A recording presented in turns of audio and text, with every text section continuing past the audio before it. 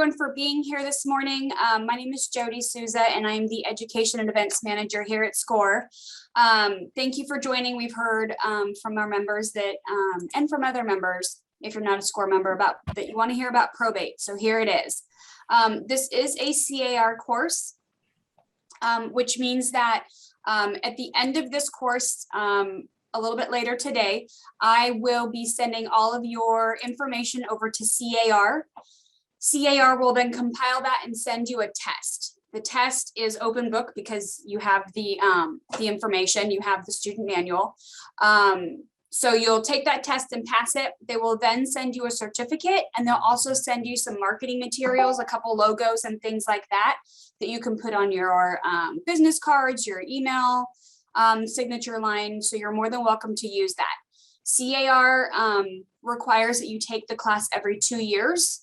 We can't police that. We don't keep track of it, but it is strongly recommended that you take the class every 2 years, as I'm sure Paul will attest to. Things change. Amika, you should have gotten an email from me yesterday. If you didn't, I will send it again in just a second with Gloria's. So again, yesterday you should have received from me an email that has a student manual and a timeline sheet that you can use both of those on the test. So again, it's open book. I think you have 2 times to pass the test in order to get the certificate and your probate little logo. So I'm going to start sending a couple emails out, but I want to get started and introduce Paul. This is attorney Paul Horn. He's with the Paul Horn Law Group, and he's in Los Angeles. He is a attorney and CPA, a certified specialist in estate planning, trusts, and probate. There's a lot of different things there, and I know people have questions about estate planning and trusts and all of those things, and my assumption is that he'll cover some of those things, but I want to make sure we stay on task with probate today.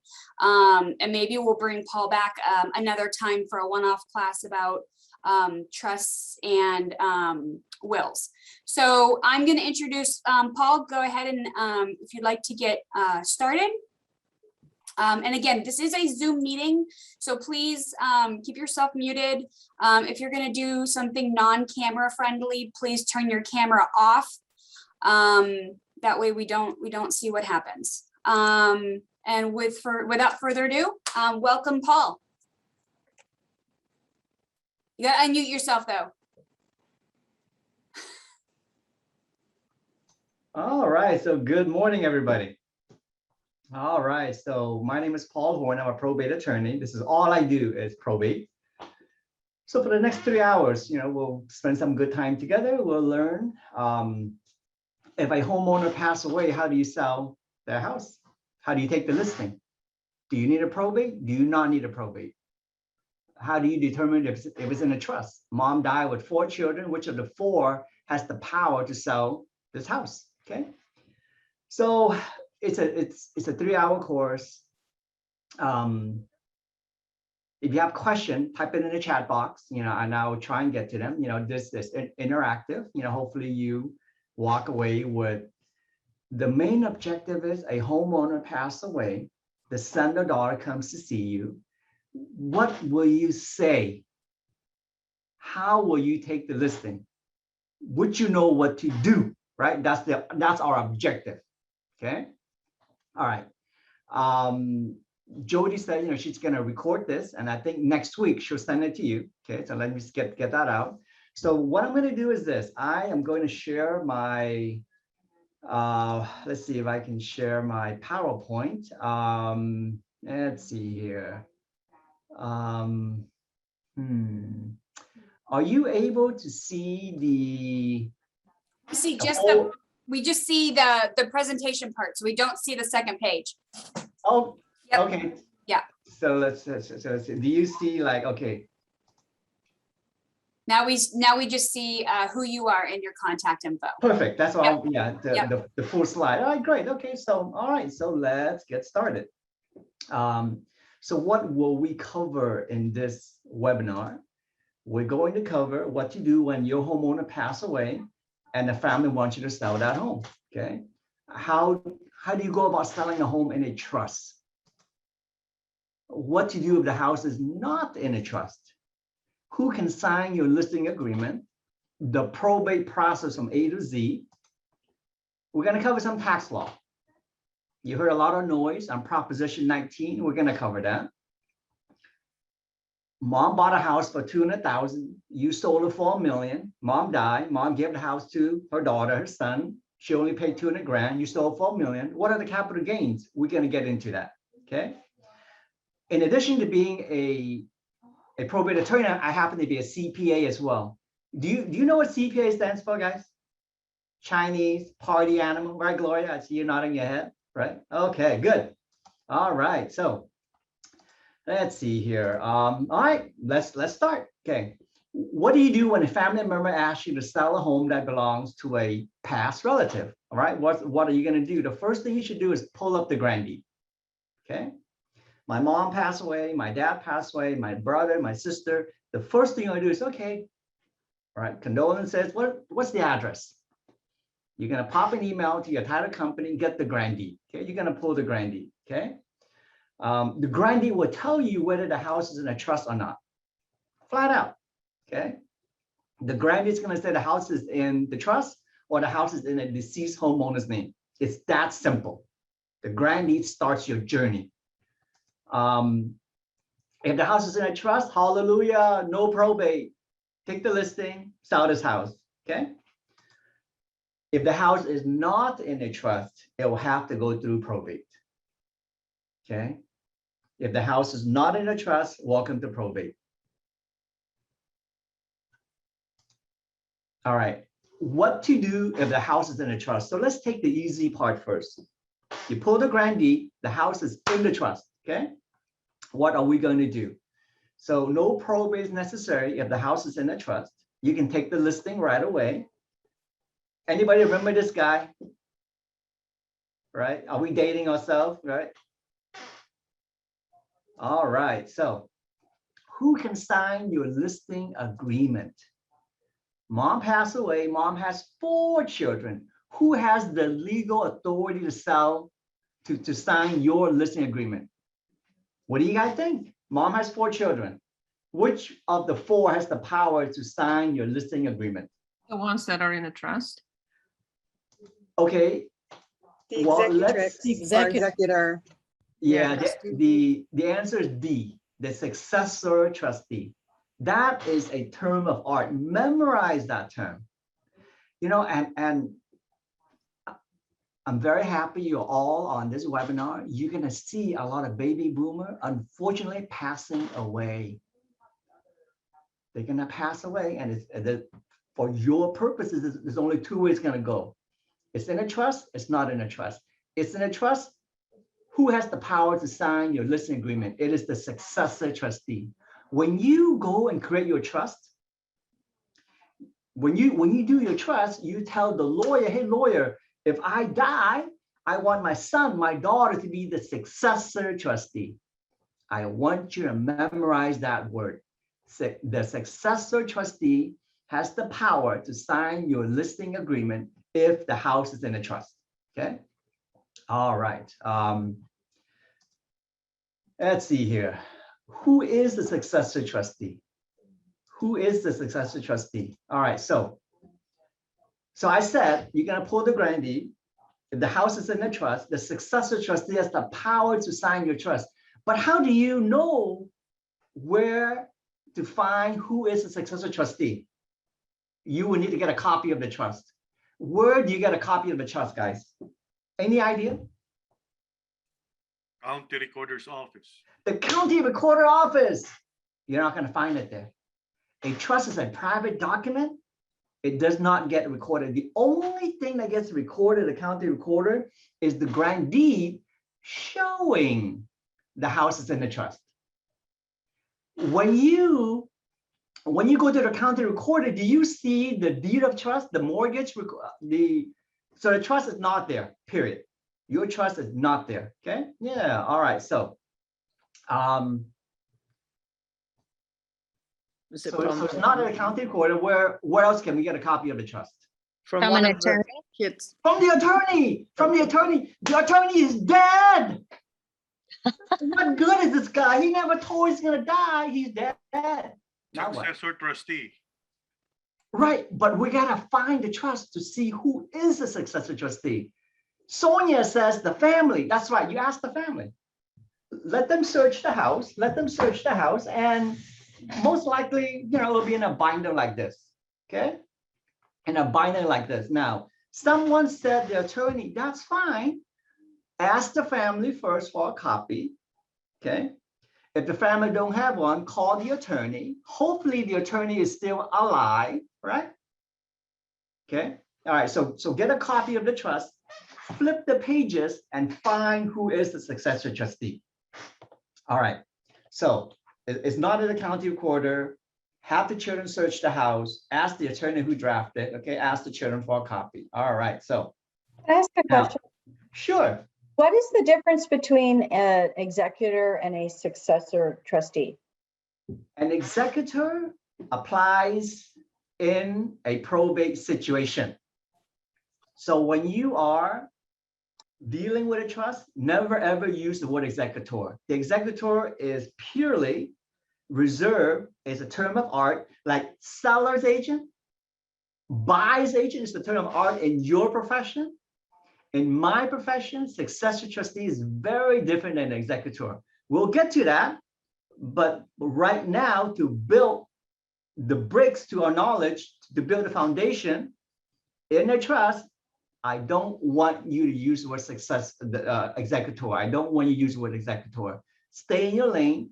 If it's in a trust, who is the successor trustee? Because by law, that is the individual has the power to sign my listing agreement if the house is in a trust. Okay. All right. Let's see here. All right. So you look for the trust. The trust is in a binder like this. Okay. Now, make sure you make a copy of the trust. Make sure you make a copy of the trust. Okay. Have some sort of like a thumb drive, an email, back it up somewhere. Why is that important? What happened, guys? What happened if you're unable to find a copy of the trust? It's lost. Lost? What are you talking about? Have you ever lost anything in your life, guys? Melissa, you never lost anything in your life before? Ever? Never? People lose this thing. What happened if you lose this binder, right? Through 20 years of spring cleaning, you lose the binder. The damn lawyer is dead. No one has a copy of the trust. The house is in the trust, but no one has a copy of the trust. How will you know who is the successor trustee? How will you know that? What do we do if you don't have a copy of the trust? Can't find it. The lawyer is dead. Can't find the trust. What are you going to do? What's the answer, guys? Take a guess. It goes to probate. Amir is right. It goes to probate. If you don't have a copy of the trust, welcome to probate. You say, oh my God, but it's in the trust. Why should we go to probate? Well, show me a copy of the trust so we can see who is the successor trustee to sign your listing agreement. The title company is the gatekeeper of issuing good title insurance. They're not going to let you close escrow until they see a copy of the trust, who is the successor trustee. Okay. All right. So make a copy, please, of your trust. That's why I have on the screen, make a copy. Okay. Make a copy. All right. Let's talk. Yes. Same applies if the successor pass away, right? Probate, it goes to probate. What is your name, sir? Jose. Jose, when you do your trust, you say, Mr. Lawyer, when I die, I want my older son, Henry, to be the successor trustee. If he died, I want my daughter, Sonia, to be the successor trustee. So normally in a trust, Jose, there's a first successor trustee, a second successor trustee, and a third successor trustee. Okay. Yeah. And a good trust, if all three die, a good trust should say, hey, the majority rule, the majority of the beneficiary can choose a successor trustee. Alice, did you want to say something? I have a question. Sure. So if the deed is recorded with the recorder's office to the name of the trust, that, how does that get cured in probate? Will that get cleared? The very fact that they can't find it, it's just going to be probated regardless? Correct. Okay. Alice, understand why? Why? Who has the power to sign your listing agreement The if it's in the successor. trust? The successor trustee. Correct. But how will you know who he or she is without a copy of No. the trust? There you go. Mhm. Okay, that's why it goes into probate if you don't have a copy of the trust. Okay, Thank you. all right. So let's take a look at what makes a good estate planning. Okay, let's take a look at what makes up a good binder. Okay, all right. One is the trust. We've been talking about the trust. 2 is the durable power of attorney. 3 is the advance healthcare directive. 4 is a portable will. 5 is the trust transfer deed. This is the grand deed that puts the house in the trust. Okay. An assignment of personal property, such as your car, your LLC, your S corp, into the trust. All right. So let's see here. The durable power of attorney. Have any one of you ever came across someone who has dementia or Alzheimer's? Yeah. Let's say a married couple. Husband has dementia all times. He's incapacitated. The wife is fine. The house is under joint tenant. The wife says, hey, can you please sell our house for us? So you take the listing agreement. The wife signs it. How about the husband? The husband has dementia. The husband has Alzheimer's. Can he sign your listing agreement? No. No, exactly. Yeah. So that's where the durable power of attorney, in your estate planning binder is going to kick in. The durable power of attorney says, hey, if I ever have dementia, if I'm ever incapacitated, I have a stroke, my wife, my dear husband, my dear daughter, my son can sign on my behalf legally. So a durable power of attorney allows, so husband has dementia, couple wants to sell the house, wife is fine. The wife can sign on behalf of the husband, and you can continue your transaction without the need for a conservatorship. If you don't have a durable power of attorney, you're missing the husband's signature. Therefore, your transaction is going to have to go through conservatorship, go through the probate court in order for you to sell this house. Okay. A durable power of attorney is very, very powerful. It avoids conservatorship. Okay. All right. So very important to have a durable power of attorney. All right. So let's talk about the portable will. How many of you have a trust and refinance your house after that?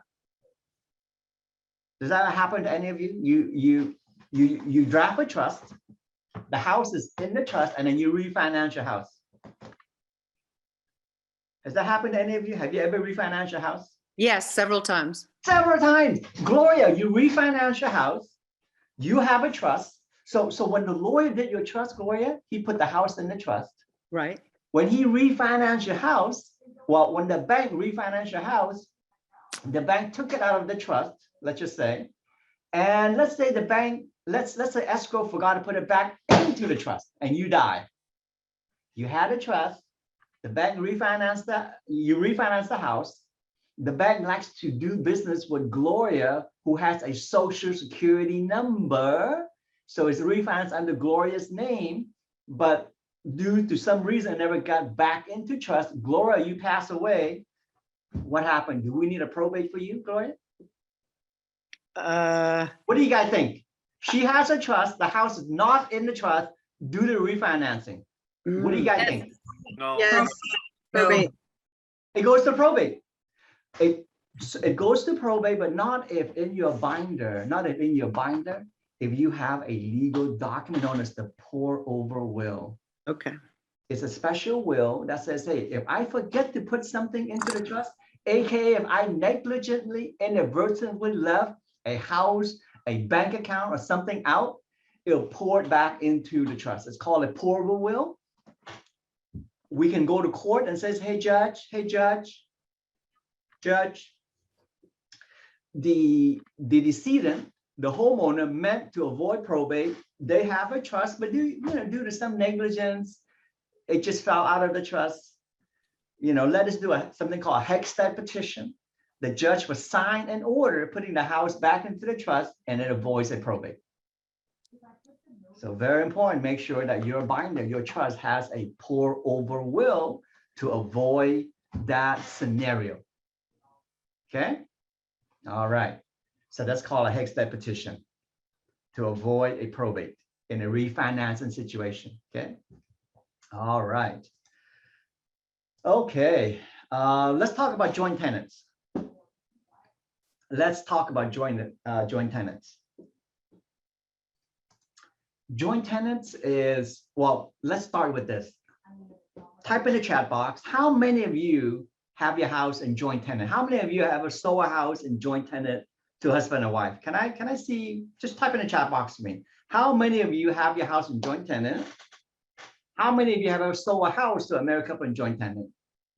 Okay, yeah, so Sharon done it for, Victoria done it for, okay. Joint tenant happens to be the most, a lot of houses, it's almost like the most popular way of taking title, but it's the wrong way. Here's why. Don't do joint tenant. You and your wife, you and your husband's buying a house, don't do joint tenant. Here's why. Okay, here's why. All right. Let's do the simple step first. Let's do the simple step first. When husband and wife, they own a house in joint tenant, husband passed away, how do we get the house into the wife's name only? By filing an affidavit of a joint tenant. Okay, so let me repeat. So the house is done in joint tenant, husband and wife, right? Husband died, you simply file an affidavit death of a joint tenant, then wife owns the house alone, and then you can sell this house. Okay, so that's joint tenant.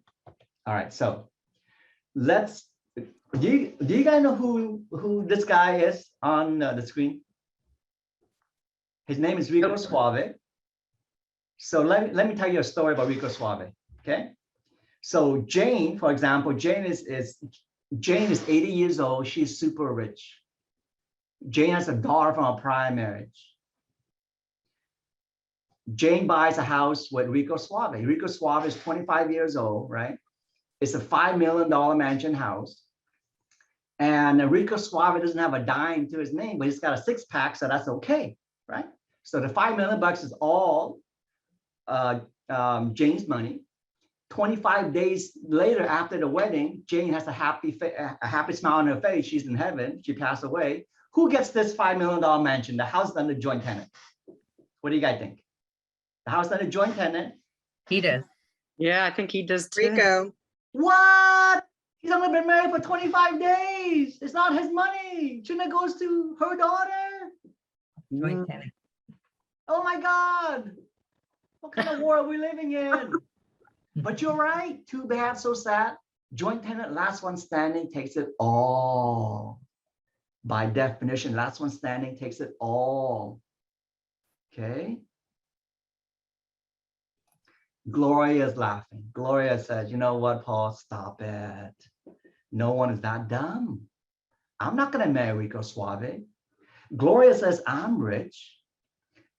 I'm going to find a man that is, super nice, whatever. So let's say, Gloria, let's say you have a daughter from a prior marriage and you marry someone who has a son from a prior marriage.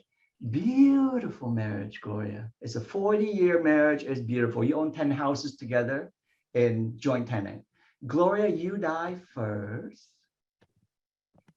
Your husband can't live without you. He dies. Who gets who gets the 10 houses under joint tenant? Probate. His children gets it all. None to Gloria's daughter. Because last one standing takes it all. He takes it all. He gives it to, by operation of law, his descendant. His children takes it all. Joint tenant's bad. Joint tenant is bad. Gloria says, all right, I'm not marrying anybody. Gloria says, I've had a recourse. So a common example that I see also is that mom and dad adds a son or daughter to joint tenant. Okay. A mom or mom and dad adds the son, the daughter as joint tenant.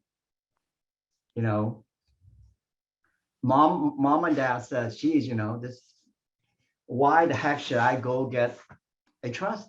Why? I only have, a son. Why don't I just add his name onto the grandee? So when I die, the house goes to him automatically. I don't need no stinking trust. Nah, screw you, Paul Horn, right? Well, it's joint tenant. I'll have one daughter, one son. Why don't you just add him or her onto the grandee? What do you guys think about that? I only have one son. Let's just put him on the grandee, joint tenant. I die, he gets the house. Yay, no probate, no If he trust. dies, But here's the problem. It's your house. You add his name on as joint tenant. If he doesn't pay his taxes, the IRS is going to come and take your house. If he gets into a lawsuit, he loses, they're going to take your house because his name is on the house. He files bankruptcy, they're going to take the house. So when you add your son and daughter to the grandee as joint tenant, you are taking their legal liability, potential legal liability home with you, literally home with you. So don't add a son or daughter. Do they get On the a joint stepped tenant. up basis though? They do not get it either. They don't. Oh, So, Okay. so another problem. So for all these reasons, don't do joint tenant. Don't do it. Okay. All right. What about adding both children or all children to the house? Okay. So still, you're just doubling up the liability, right? Instead of having, don't do it because here's why. Raina, here's why. You bought the house for $200,000. When you die, it's worth $1 million. If you put the house in a trust, you die, it's worth $1 million. They sell it for $1 million, zero capital gain. But if you add them all as joint tenant, Rena, they don't get the step up basis. Okay, they do not. So Rena, don't do that. It's no good. Don't do that. Okay, bad idea. Sorry, I missed. So what is to do instead? Community property or instead of joint tenants? Anna, let's get into it, right? Anna says enough of this joke. Get to the point, Paul Horn. All right, let me get to the point. I thought I missed it, so I'm trying to. Paul Horn, you're going too slow. All right. Let's get to this. How should a married couple take title to a house? Okay. So we talked about joint tenant. So a married couple. So Anna, if you're married, you're buying a house with your husband, how should you take title, Anna? You have joint tenant as an example. You have community property or community property survivorship. Anna, this is your question. You're getting married. You're buying a house with your husband. Those are your three choices, Anna. If you don't have a trust, those are your three choices. Which one are you going to choose? That is your question, right? Okay. All right. Let's talk about joint tenant. Now we're talking about the tax aspect of it. Okay. So for example, all right. So let's do a tax example. A married couple bought a house for $100,000. 40 years later, it's worth $1 million. Okay, so only bought it for 100 grand. Now it's worth $1 million. Okay, and let's say, for example, let's say husband died. Anna, California law, husband always die first, right? That's California law, right? This married couple bought it for 100 grand. When husband dies, worth $1 million. The wife says, this house is too big for me, I want to sell it. So Anna, you sell it for $1 million. Well, what's her capital gain, right? Capital gain is what's the taxes on it, okay? So let's analyze under joint tenant first, okay? Joint tenant, you sell it for $1 million. The husband's half He died, so his half gets a step up in basis to 500,000. The wife's half is 50,000 because remember, they bought this house only 100 grand together. So she's still alive. Her half is 50,000. So the capital gain is $1 million minus 500 minus 50,000. The capital gain under joint tenant is 450. That's the capital gain. That's the capital gain for joint tenant. Let's look at community property. In community property, it's a different story. Under community property, same exact fact. Same exact fact. Zero capital gain. A married couple bought it for 100 grand. When husband dies worth $1 million, the wife said, this house is way too big, too much memory from my dear husband. Anna, you sell this house for me. You sell it for $1 million because it's community property, zero capital gain. If it's joint tenant, capital gain of 450. That's how powerful the difference is between community property versus joint tenant. That's why I say don't do joint tenant if you're a married couple, okay? Anna's gonna say, well, what about community property right of survivorship? The left-hand corner. Is it, I'm sorry, right hand, is it your right-hand corner, community property right of survivorship? Under community property right of survivorship, same result. You sell the house, under this example, zero capital gain because of 100% step up in basis, okay? So joint tenant, when the surviving spouse goes to sell the house, they're gonna pay taxes. Under community property, when the surviving spouse goes and sell the house, there's no capital gain due to step up in basis. For the doubter, it's Internal Revenue Code 1014B6. Look it up, okay? That's how powerful between the two is. All right, so that's the tax aspect. There's another reason why community property survivorship is the best, okay? Do you know this guy? Have you seen this pool boy, Anna? Have you seen this pool boy? If you take the house under community property, it's 50-50, so the wife can will her half to the pool boy because it's her half. And because the pool boy cleans the pool so well. It's hers. She can give to whoever she wants to because it's community property, half-half. Okay? But if husband and wife takes it under community property right of survivorship, that's called the I love you way of holding title. Neither party can give their half away. Darling, I love you. When I die, it goes to you, not to the pool boy, not to the Laker cheerleader, to you, my dear. That's the difference. Anna, you're getting married. Which one are you going to choose, Anna? Now you know the answer. Which one, Anna? Community property with right of survivorship. So how do I change if my house is in the trust, does it matter how I hold title? Just have your lawyer, make a schedule that says community property and designate that house as community property as community property. Okay. When your client is buying a house, Anna, have them come back and watch this little segment. If they're married, this is why community property right of survivorship is the best. Not community property because of the pool boy, right? Remember the pool boy. Not joint tenant because you're gonna pay taxes, right? There's nothing but paying taxes. You want to make America great again? Go ahead, do joint tenant. You and your husband, go ahead, right? Pay taxes. Okay. So I had thought that also that the trust took precedence over how title was held. So is that true? Sharon, you and your husband have a trust. Sharon, you can designate your house as separate property under your name only. So what I'm saying, Sharon, is you and your husband have a trust, designate that house as community property. When he died, you sell the house because it's community property, you get a step up in basis, you don't pay any capital gain. Oh, got it. Okay. Yeah, okay. All right. Okay, let's move on. Let's see, what time do we have? About 10 o'clock. Okay, great. Let's move on. All right. So There's a quick question in the chat. I don't know if you see it. Is the community property in community property states is the default with the pool boy? I don't understand the question. Ian, do you want to ask your question? Hi, Andy. Andy, where are you? I don't know if Ian's gonna Oh, unmute. Ian, okay, all right, okay, That's okay. all right. Okay, oh, okay, so, Okay, I'm here. Okay.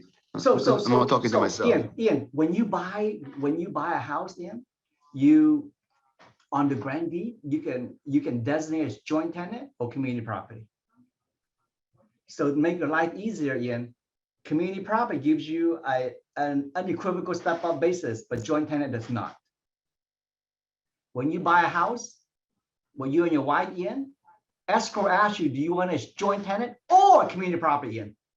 That's a question title escrow is gonna ask you, yes or no? Yeah, I guess in California, yes. In Yes. some other states, maybe no. I don't know. Like in Louisiana, it's community I don't care property about the state. state. I don't care about this. This is California's community property. I'm teaching you California law. Okay, so if you have property in California, it's just for California. Or no other states count. There's only 8 states, 8 or 9 states that's community property. Right. Arizona, Nevada, California, Oregon, Washington, and so forth. Idaho, there's only 8 states, or 8 or 9 states. Okay, so Ian, if you're buying a house and you don't have a trust, go with community property or survivorship. I have a question. Yes, I know you answered this, but I wanted you to reiterate, if you would please, on the community property. Husband dies, wife survivor.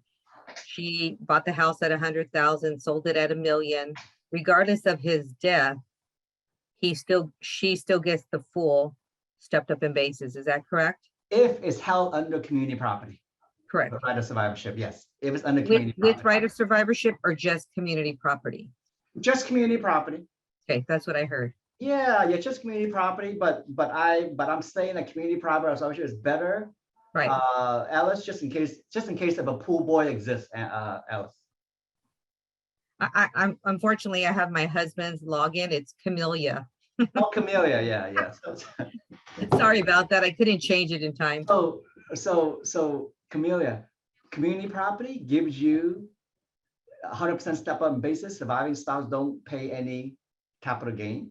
And I'm just saying that if you do it only community prop only, your husband can will his half to the Lake Year cheerleader if he wishes, because it's his half. Got it. Thank you. Okay. All right. So let's move on. Let's see here. So we talk about the step up basis, right? It's very, very powerful. Okay. Step up basis is very powerful. So let's say mom owned a house that she bought 30 years ago for 300,000. She died in 2021 and house worth 3 million. Will her children owe any capital gain taxes when you sell the house for 3 million? So mom bought the house for 300 grand. When she dies worth 3 million. And so after she passed away, you sell it for 3 million, there's 0 capital gain. Who was it that asked me? It was a good, was there someone here to ask me about what if you put all the children's name on as joint tenant? Can I say hi to that person again? Yeah. Raina, yeah, right. This is exactly the same. This is the reason why you don't want to add any kid to your grandee. In this example, Raina, you bought this house for 300 grand. When you die, it's worth 3 million. And the house is in a trust and the children sells it for 3 million, 0 capital gain. Raina, if you add all the children on right now as joint tenant, they don't get the step up basis. You sell it for 3 million, you die, they sell it for 3 million, they pay capital gain of 2.7. Raina, which one is better? Paying 0 tax or paying $2.7 million capital gain? Which one is better? 0. Therefore, the 0 is better. Therefore, don't add your children on as joint tenant. So is it best to just put them in the will or a trustee? It's best to do a trust. A trust, okay. Yes. You're buying a house, husband and wife, do community property survivorship. Then later on, after escrow close, go get a trust. Okay. All right. Okay, let's see here. Let's talk about, let's see here.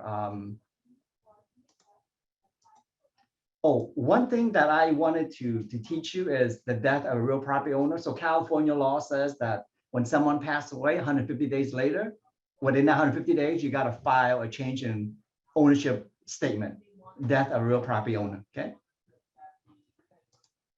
All And right. if you don't, And if you don't, I don't know what happens. They might fine you, but just do it, Alice. Don't be a rebel, yeah? Camelia, excuse me, yeah, yeah. Okay, All right. Paul, I have a question. Yes, Okay, so for example, I have a house and I have a living trust. And I want to give my house to my son. But I don't want, again, as you said, don't add him on the title. However, if I die, how long does it take for him to claim the ownership of my house? the next hour. Or the next, The next I day, die yeah. today, he has to go to that. So if I die today, he has to go to the county tomorrow to change the title. Tomorrow is Saturday, it's closed, time to go Monday. Okay, so what he will do is just go to the county and change his name. Is there any tax that So goes? no, to so transfer? after you pass away, Josephina, Uh-huh. he will get your death certificate. He's Okay. gonna file an affidavit of death of a trustee saying that, hey, Josephina passed away. He is the trustee. He can go ahead and take the house by himself, or he can just sell it. That's how simple it is if a house is in a trust. So there is no tax consequences, like he No. doesn't pay tax if he sell my house, he doesn't have to pay capital gains and whatever. No, Okay, correct. okay, thanks. You're welcome. All right. So let's talk about revocable transfer on death. Have you guys seen some grandee in this manner before? No, No? Okay, yeah. but so it's because cheaper fairly than new. Because cheaper it's than a fairly- trust. Because it's fairly new. It just came out in January 1st of 2016. It's been Yes. around for 5 years. It's supposed to expire January 1st of 2021, but they extended for another year, okay? And if you, so it's a way, it's a grandee that says when I die, it goes to my children, John or Henry, okay? It's only good 1 to 4 residential units, okay? But the thing is though, guys, don't do revocable transfer on death. The idea behind revocable transfer on death is this. Back in 2015, 2016, it was election year and senior citizen lobby California says, hey, come on.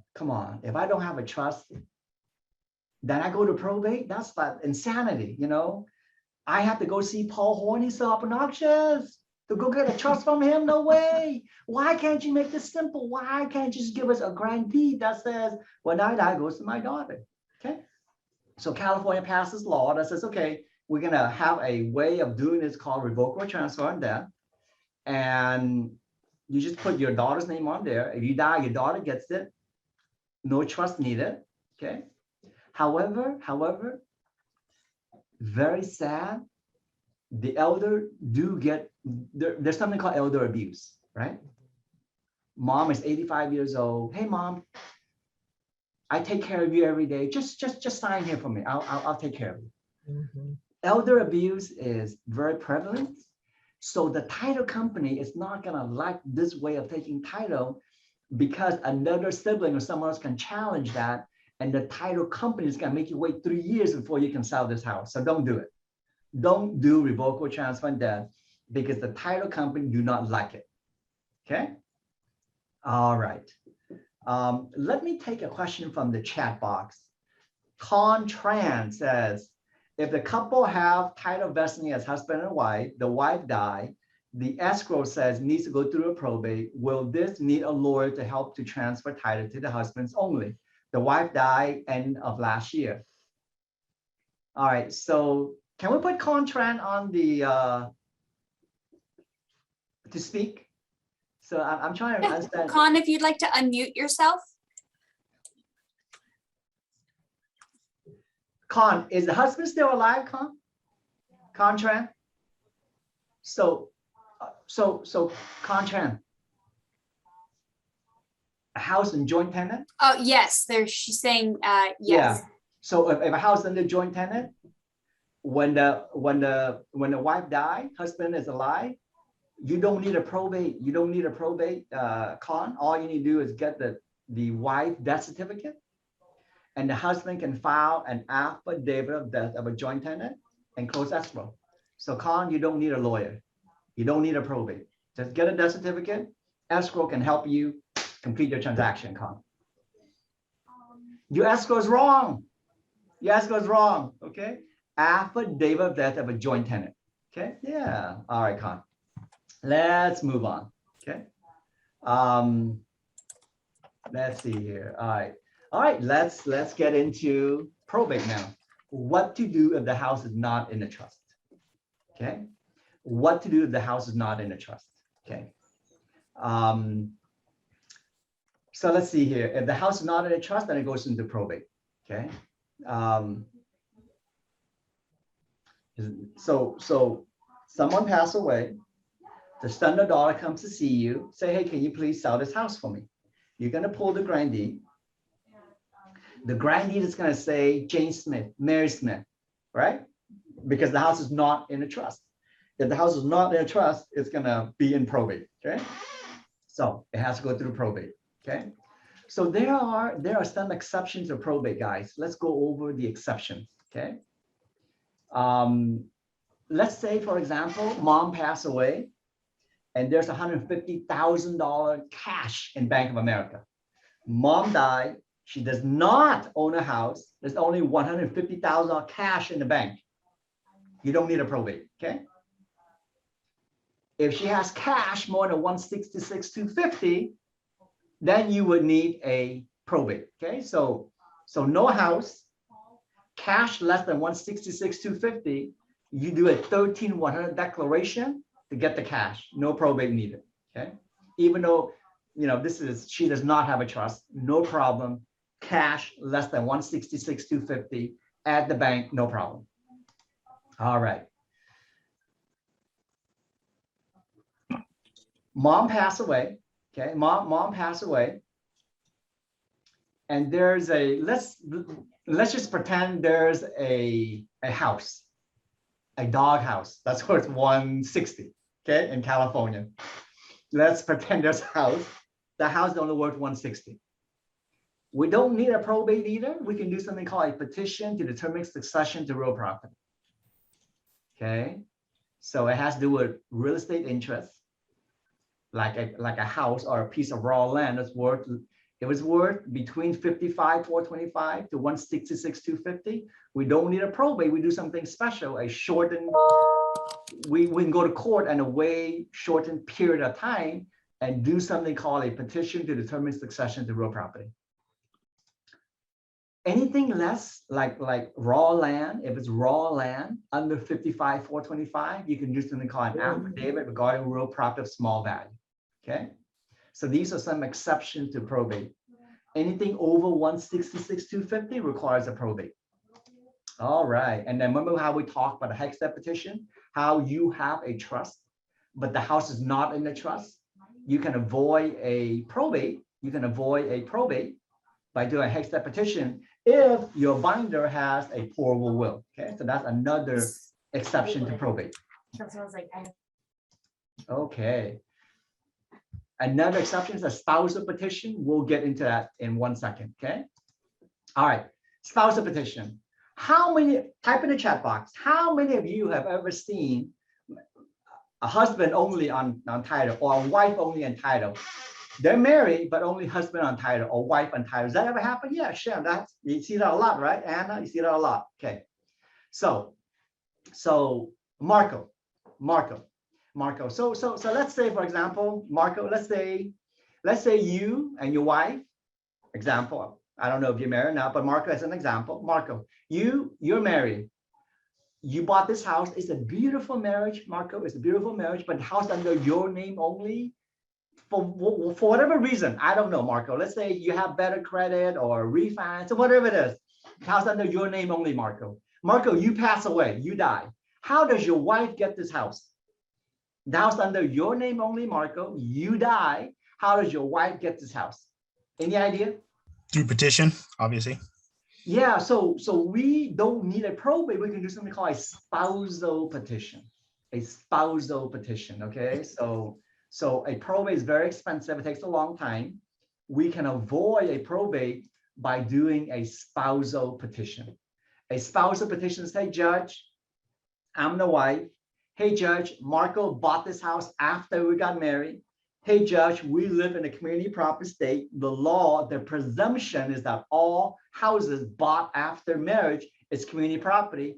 Judge, therefore, sign an order, sign something that says the house goes to me so I can avoid a probate.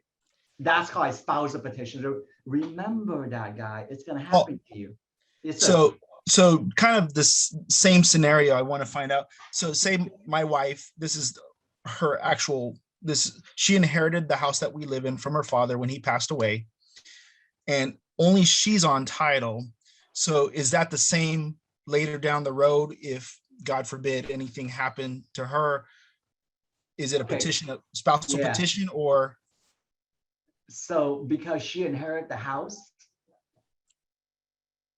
from dad under her name only, okay? If she has a will that gives you everything, Marco, we can avoid a probate as well. But the best thing to do, Marco, is get a trust. Yes. Get a trust, put that house, the house that her father gave her, put it in the trust. And the trust is when I die, dirty scum Marco is not going to get the house. It's going to go to our children. Yes. Because What if they're Marco's going to separated? remarry a gold digger and he's going to take the house. For example, Marco. Just kidding, but that's an example. Yeah. Yep, that's how you protect yourself in a trust. Question. If it's something your mom gave you, your dad gave you, no offense to anybody. I just want to protect my children. If I die, please give it to my children right away because it's not community property. Okay. Yes. Yes. Question. Thank you. Yes. What if it's only under husband's name? They're married, but wife is separated, not legally, but separated in another household. He dies. Does this have any effect on the spousal petition? No. Okay. Because she can probably go to court. She can probably go to court and says, hey, this is community property. It was bought after marriage, therefore it goes to me. Okay. Yeah. So let's see here. Let's see. So I think Contran wants to get unmuted. Can I ask a question? Yes. Oh, good. Okay, it's the same questions, huh? Because the title said that title vesting is husband and wife only. There's no joint tenant. There's no community property. Stop. So that's why the ESCO said that there's no vesting in there. Stop. Yes. ESCO is right. You asked me the question, joint tenant. You presume it's joint tenant. You wanted it to be joint tenant. When you don't have the word joint tenant, the default is tenant in common. And tenant in common, the wife is it needs to probate wife's 50%. Tran. Right. So because it's missing the word joint tenant. Right. You did not disclose that when you asked me the question. Right. Right. So there you go. Now that's your who answer. can help them? Have him call me. Have him call me, and we'll make sure that it all goes to the husband, and that he can keep it or you can sell it. Yeah. Okay. Good. Thank you. All right. You're welcome. Okay. All right. Let's move on. So a probate, you only need a probate if the house is worth more than 166,250. Okay. So when someone died, that person owns a house. You only need a probate if the house is worth more than 166,250. Okay. And the valuation is on date of death. The valuation and date of death. Okay. Yeah. So 166,250 is the threshold that requires a probate. Okay, so let's see here. And then we said if the house is worth between 55 So like raw land, if there's a piece of raw land that's worth between 55 and 166, we don't need a probate. We do something called a petition to determine succession of real property. If it's raw land, it's worth less than 55, then we do something else called an affidavit regarding real property small value. I'm giving you all this like a probate takes 1 year to do. A probate takes 1 year to do. Okay. And so there are different methods of going about getting it to the children or to the heirs, but it depends on the value. So there's no trust. There's no trust. What's next? What's next is what's the value of the house. Okay. All right. Okay. So who can start the probate? Who can start the probate? Mom died without a will or living trust. There are 4 children. Who has the right to hire a probate attorney to start the probate process, guys? What do you guys think? Who has the power to do that? Who has the power to start the probate? Okay, so what I want you to do is this. This is a pretty powerful chart. Okay, this is a pretty powerful chart. This is the hierarchy of who has the upper hand in starting a probate.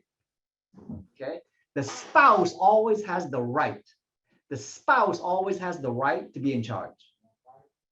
So, for example, do you know when World War III would start, guys? World War III is the fight between stepmom and stepchildren, the fight between stepdad and stepchildren, okay? So let's say, for example, let's say dad passed away. Dad has 4 children from a prior marriage. Dad is 85 years old. His new wife is only, I don't know, 40 years old. Okay, who has the right to be in charge of this probate? His new wife has only been married for 2 years, or his children? This chart will tell you the story. This chart says the spouse has the upper hand. Okay, so this is the hierarchy. And who has the upper hand is really important, because whoever becomes in charge of the probate has the power to sign your listing agreement. Okay, that's critical. Whoever is in charge of the probate has the power to sign your listing agreement. Okay, all right. So basically, how do you start a probate process? Normally, the son, the daughter hire a probate attorney. Okay, and so in this pandemic time, we do a Zoom meeting, or they can come to my office. But a Zoom meeting like this, we have a meeting of the minds. There's 4 children. Who wants to be in charge? Okay, are we gonna sell the house and so forth? Okay, so hire an attorney, have a meeting, right? A meeting of the minds. Who's gonna be in charge, and are we gonna sell the house? Okay, so let's talk about vocabulary. Okay, let's talk about vocabulary. The person in charge of the probate is known as the personal representative. Okay, someone earlier asked me about the word executor. Here it is. The person who starts there's 4 children, mom died, there's 4 children. Whoever starts the probate process, whoever's name is on there, is known as the petitioner. Once he or she is approved by the court, then that one individual known as the personal representative. If mom left a will, we call that person the executor. If mom did not leave a will, we call that person the administrator. I want you to memorize this chart. This is your vocabulary. If the house is in a trust, I want you, all you gotta utter is successor trustee. If the house is in a probate, this is your vocabulary here in terms of the player, your boss, the son or daughter who starts the probate, known as the petitioner, petitioning the court. Hey, judge, please make me the personal representative. And then once the judge appoint him or her, if there's a will, we call that person the executor. If there's no will, we call that person the administrator. So this is a pretty nifty chart. Memorize this chart. Okay. All right. So let's see here. Mika, let's give Mika a shot here. Mika says, if say mom died, Mika has a question. If mom died, then father gets the property. They have children. how does the die first mother ensure that the property does not go to the new family, but it goes to the children by the first marriage, at least her half? Can we put Mika on the line? Mika Glass? We can't, and then we Ah, also have a yes. hand raised after Mika. Okay. Yes. So for example, if the husband marries again, and then he has a new family, and then he can leave the house to the new family with his new wife and new children. The husband got married again? He doesn't know how to make his own eggs? Oh my God. Mika, the best thing is get a trust. The trust says, when I die, a certain amount goes to my children. If it goes to, so the best thing, Mika, to control that effects, to have a trust. The trust says, when I die, this house goes to my children. It takes it out of the husband's hand if he gets remarried, Mika. A trust, you can say in the trust what exactly is to happen if the wife died first, if the husband died first. A trust controls your destiny. Don't leave it up to the court, or don't leave it up to second marriages, for example. Okay. Okay, thank you. Sure. All right. So. And we had a hand raised real quick as well. Sure. Go ahead. Is it Molly? Molly? I think Molly was, all right, well, okay. Molly, hello. Can you hear me now? Yes, I can hear you. Hi. Okay. What about if you have properties, but they're under corporation? Is that the same thing? You have to put the corporation under the kids' trust? Yes. So you have a trust, Molly, you have a trust, and you have a corporation. The lawyer is gonna draft an assignment of the stock of the corporation be owned by your trust. So if you die, the trust has ownership of the corporation so that the corporation's value go to your children. So it's called an assignment of stocks, Molly. Okay. Can I ask one more question? Sure. Okay. I have like the children as an officer and the corporation, officer of the corporation. Does that protect them or no? Yeah, it protects them. Just make sure that the lawyer draft a piece of paper that says that the stock is owned by the trust, and the trust and the trust will control as far as who the corporation go to or the percentages to the children. I see. Thank you. Yeah, sure. Okay. All right, guys. What you see on the screen is a petition for probate. Okay. This is the first document that gets filed with the court. Mom died. Mom has no trust. They all get together, have a meeting. The 4 children says, hey, let's put Sister Mary in charge. Okay. The lawyer is going to file this paper with the court. It's called petition for probate. It's the first piece of legal document that starts the probate process. Okay. In this probate petition, the first document, it's gonna have the attorney's information, his name, his phone number. If there's no lawyer, it's gonna say improper. Okay. It's gonna say who died. Mom died. It's gonna say, it's going to give mom's address, the house in question that you want to list, that you want to buy. Okay. It's gonna have all mom's children. Mom has 4 children. Who are they? Their name and their addresses. Okay. The petitioner's name and address. Remember, the petitioner is the person that's wanting the judge to appoint him or her as the personal representative. Okay. And then the house, it will have mom's house, the house that needs to be probated. It'll have the value and also the mortgage balance as well. Okay. And it's gonna, and that petition is gonna ask for, it's gonna ask the judge, hey judge, give my client full authority, give my client limited authority. So this first set of paper, the petition for probate is gonna say that, give my client full authority, give my client limited authority, okay? When we file this paper, the court immediately charged $465, immediately $465 goes to the court, not to the lawyer, to the court, okay? Okay. let's see here. So at the first court hearing, okay, at the first court hearing, so once you file the petition for probate, the court will issue a hearing about, so the moment I file this paper, there'll be a court hearing date about 35 days, 40 days after that. So that's the first court hearing, okay? So at the first hearing, none of the children needs to show up. The realtor does not need to show up. The lawyer can just show up, okay? The lawyer will show up. And basically, if all goes well, after the first hearing, the probate court will issue two documents known as order for probate and letters.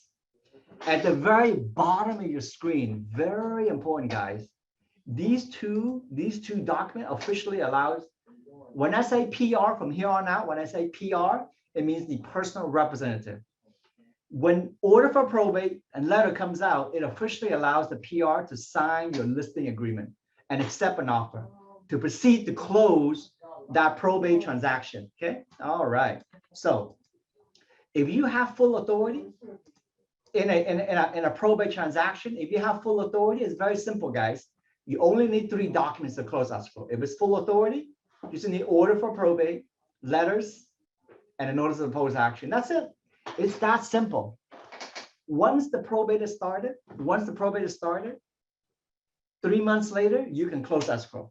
Why? Because 3 months later, the lawyer will give you these 3 documents: order for probate, letters, notice of proposed action.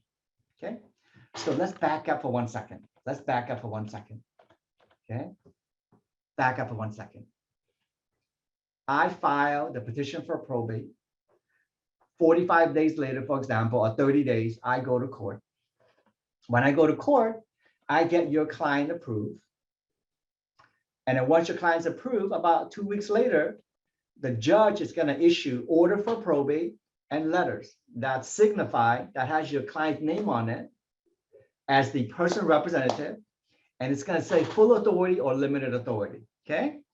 Once you have these 2 things, guys, once you have these 2 things, if you have an accepted offer, put it on the probate purchase agreement. Put it on the probate purchase agreement. Okay. It has to be on the probate purchase agreement. And then the lawyer, and you give the probate purchase agreement to the lawyer.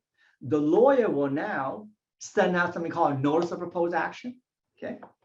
And then 15 days goes by, for example, you take these 3 documents to escrow, escrow gives it to title, and then that's it. Escrow can close. You get your commission, the buyer gets the house, the money sits in an estate account. Remember, probate takes about 9 months, a year to do. Okay, most probate is going to take about a year to do. The lawyer, the heir do not get paid until the probate is done. But you get your commission. You get your commission, the buyer gets the house, but no one can touch the money. It sits in an estate account until the probate is done. Okay. All right. Remember these 3 documents. It's very important. So let's kind of show. So from the day that I start the probate, it takes approximately 90 days from the initial filing of the probate petition for you to close escrow. If it's full authority, we start the probate, 90 days later, you can close escrow. Okay, that's kind of the timeline in your head that you want to kind of keep track of. Okay. So remember how I said the 2 documents that are so important that signify your client is in charge? One is the order for probate. That's what it looks like on the screen, the order for probate. Okay. Do you see this first arrow coming in? Type in the chat box, say yes. This first arrow coming in. You see the arrow, guys? Arrow. Someone say yes, please. Okay, great. That arrow, it says, hey, this is the estate of Julieta Martinez. This is mom. This is dad who died. The estate of so-and-so. Okay. The next arrow. The next arrow says the court orders. You see that? You see the next arrow? The next arrow is labeled as personal representative. The court orders, for example, Deborah Herrera as the personal representative. Remember, mom died, has 4 children. You can confirm that this legal document put one of the 4 in charge. Okay, that second arrow that you see on your screen.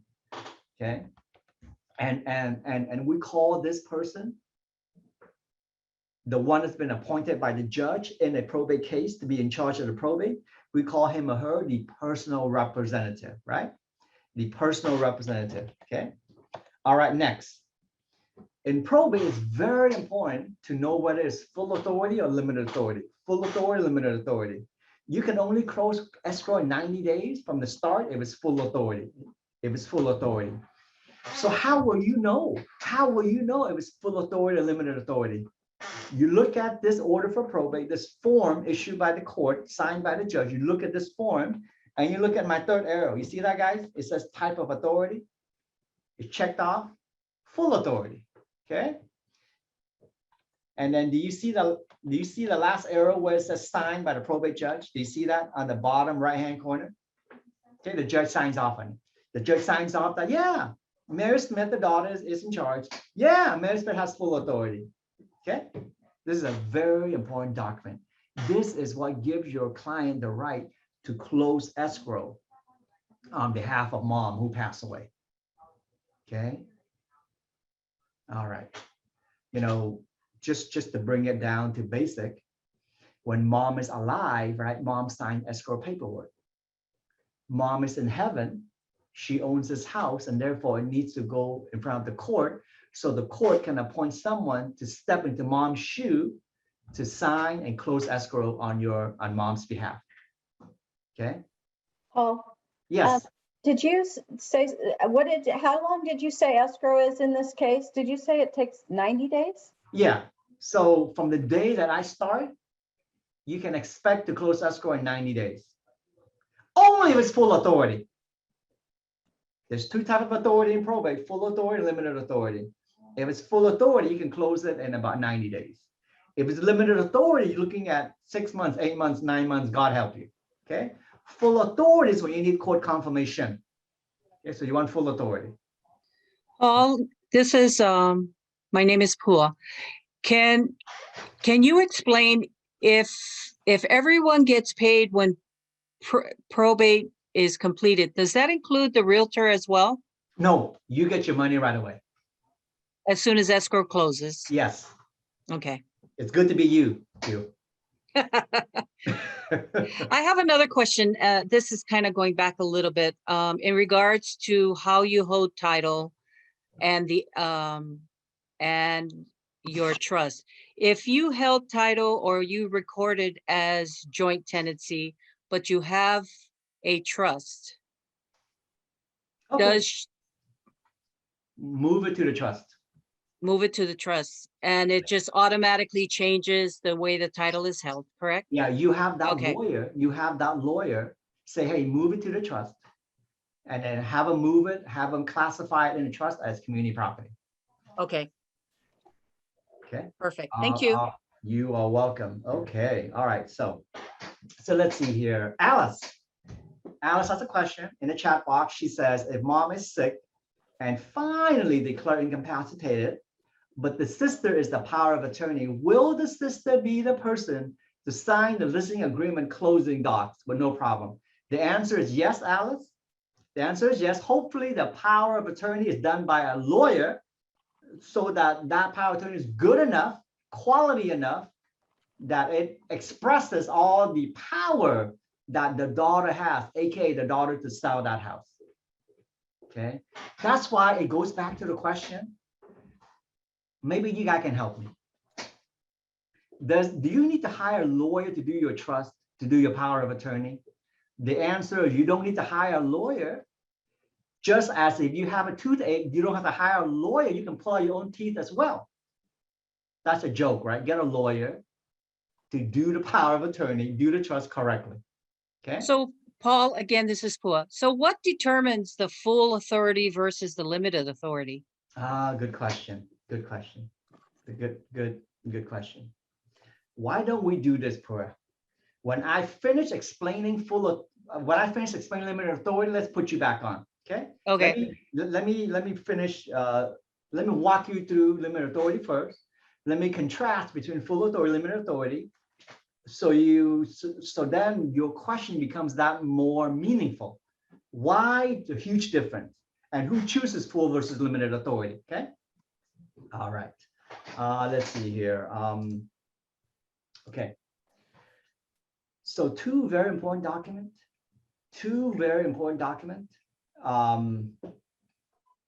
Okay, so let me just take this right on. Someone says you can also hire a registered legal document assistant. I would not do it. Probate is a very special. Look, your chance of screwing up your transaction exponentially increase by hiring a registered legal document assistant. Hire a professional. Just like you deserve 60% because you're so good at what you do. Why settle for someone who can't even show up in court to defend full authority versus limited authority? A registered legal document assistant can never go to court for the client, okay? So hire a probate attorney that's gonna give you full authority to do this for you, okay? Yeah. Okay, in probate, right? Order for probate, letters are so important. We have talked about order for probate. Now let's look at letters. Look at the screen, okay? Look at the screen. Remember how I said that in full authority, you needed 3 documents: 1, order for probate; 2, letters; 3, notice of proposed action. What I'm doing right now is I'm going through these 3 critical documents for you. We just finished talking about order for probate. Now we're going to talk about letters. What does letter look like? This legal document known as letter, what does it look like? It looks like this. Letters. You see that? It says letters. Okay, yeah. So letter is certified by the court. It says so-and-so is in charge. So-and-so is the personal representative. It says so-and-so has either full authority or limited authority. Let's look at the arrow. Look at your screen. Here are the arrows, okay? The first arrow, it's gonna say, the first arrow is gonna say who is the personal representative, okay? The second arrow is gonna say the type of authority, full authority, limited authority. You see that? You see how full authority is checked? See the box full authority right here? Okay. And then certified seal from the court. Boom, the court stamps it with a certified seal because escrow is gonna ask for, title is gonna ask for a certified seal, a letter certified by the court, okay? Okay, let's see here. Let's see, maybe this is a good time to take a question from Emily. Emily Reyes says, my uncle was the last to die and no trust, no will, no children. So Emily says, Emily's question is, my uncle died, no trust, no will, no children, only surviving family member is out of state. What happens to the other family members, surviving nieces and nephew out of the country? Can we say hi to Emily? Emily, are you able to talk? Yes, if I can. Can you hear me? Good. Okay. So Emily, let's just have everybody hear your question again. Set up your facts. Okay. Like I said, my uncle. Actually, I'm representing my my friend in the Philippines, but her uncle died. Like I said, no trust, no will, no children. Only one surviving family member. The brother is in Maryland. Okay. So, but then it was a common knowledge that my friend was supposed to be inheriting this asset and other, all other assets. Okay. Look. I was told that she cannot claim because she's out of the country. Okay. Look. So it was the brother coming. Okay. Let me explain. This happens a lot. Yes. When someone died, when someone died, when someone passed away, his or her spouse and children get something. In Emily's situation, no spouse, no children. Okay. Someone died, no will, no trust, no wife, no children. Then it goes to that person's mom and dad. That person's mom and dad pass away. Then we say, okay, does that person have any brother or sister? Okay. If the brother or sister pass away, then it drops down to the nieces and nephew. So Emily, the answer is yes, it does go to the nieces and nephew. Not a problem. We start the probate, we sell this house, the nieces and nephew would get the proceed. Emily? Yes. But then, but the other, there's only one nephew that's in the state. The rest is like out of the country. No problem, no problem. We can wire money to them when the case is done. We have the But will internet. they, can one of the next file the claim, Yes. or we just have to wait? No. So is there a house to be sold? Yes. No Yes. problem. No problem. Look, very easy. Very easy. First thing first, pull the grandee, okay, to confirm that there's no trust. Second thing, let's have, we'll do the paper. Not a problem. You can sell this house in 90 days. All the nieces and nephew will get the money equal share. Emily. Okay, what about the nieces and the nephew of the spouse who died first? She has no will either. No trust, no will. Okay, so this house is in joint tenant. Wife died first, right? Yes. Emily, this is the Rico Suave situation. Rico Suave, remember Rico Suave? Last one standing Yes. takes it all. Yes. Say that again. So the wife, nieces and nephew, too bad, so sad. Because the house is under joint tenant. When she died, boom, she's gone. It goes to the husband. When husband died, it goes to his family. Yes. Okay. Yeah. Okay. Just wanna confirm that. Thank you. No problem. All right. So okay. Okay, you're hired, Paul. You're hired. All right. Thank you. All right. So now, okay. So let's move on. Let's move on. Okay. So in a probate, make sure you use a probate purchase agreement.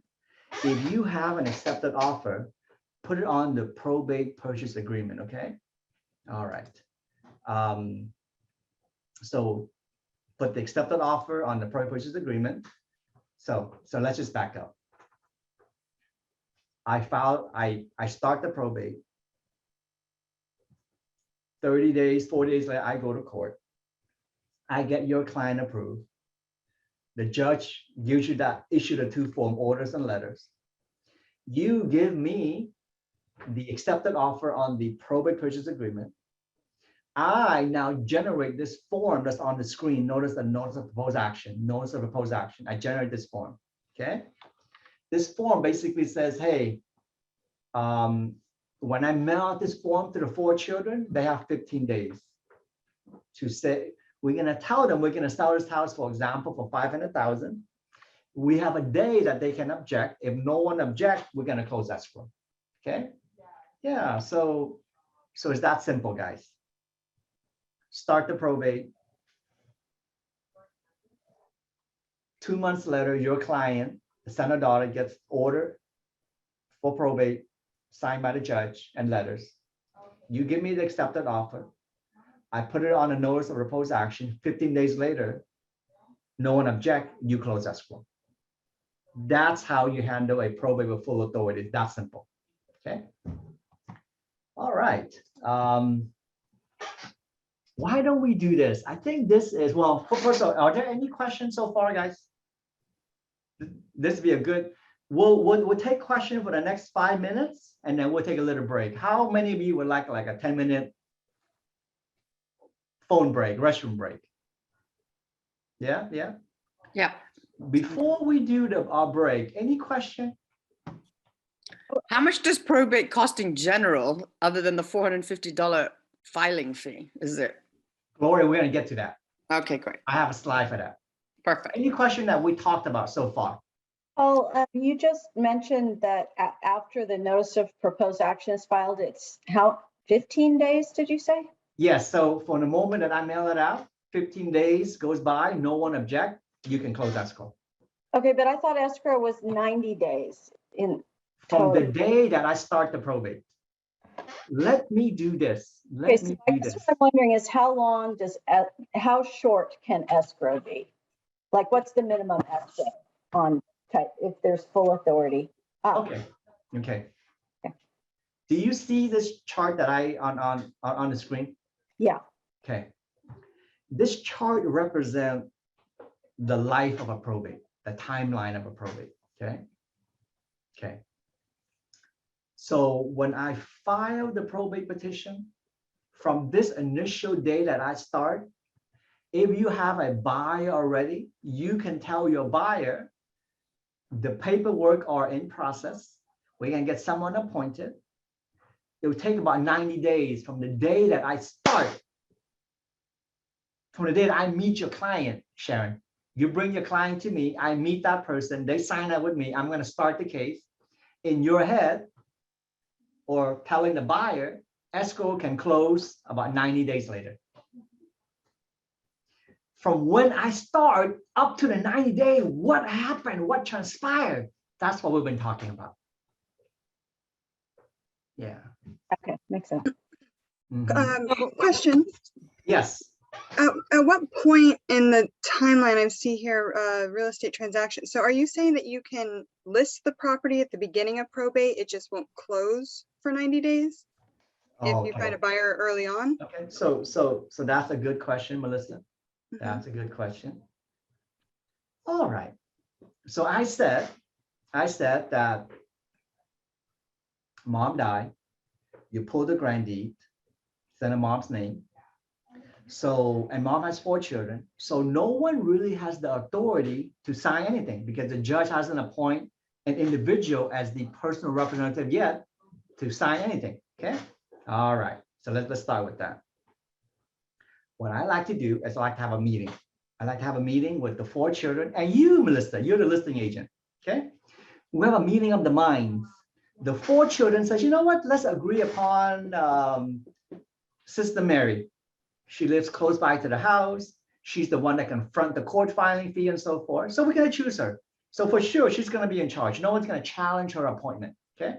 And for sure, we're going to sell the house. We want the house sold. Okay. If it's not a Jerry Springer family situation, Melissa, everybody's on board. We have a meeting of the mind. We want to sell this house. We have a meeting of the mind that the daughter is going to be in charge, Mary.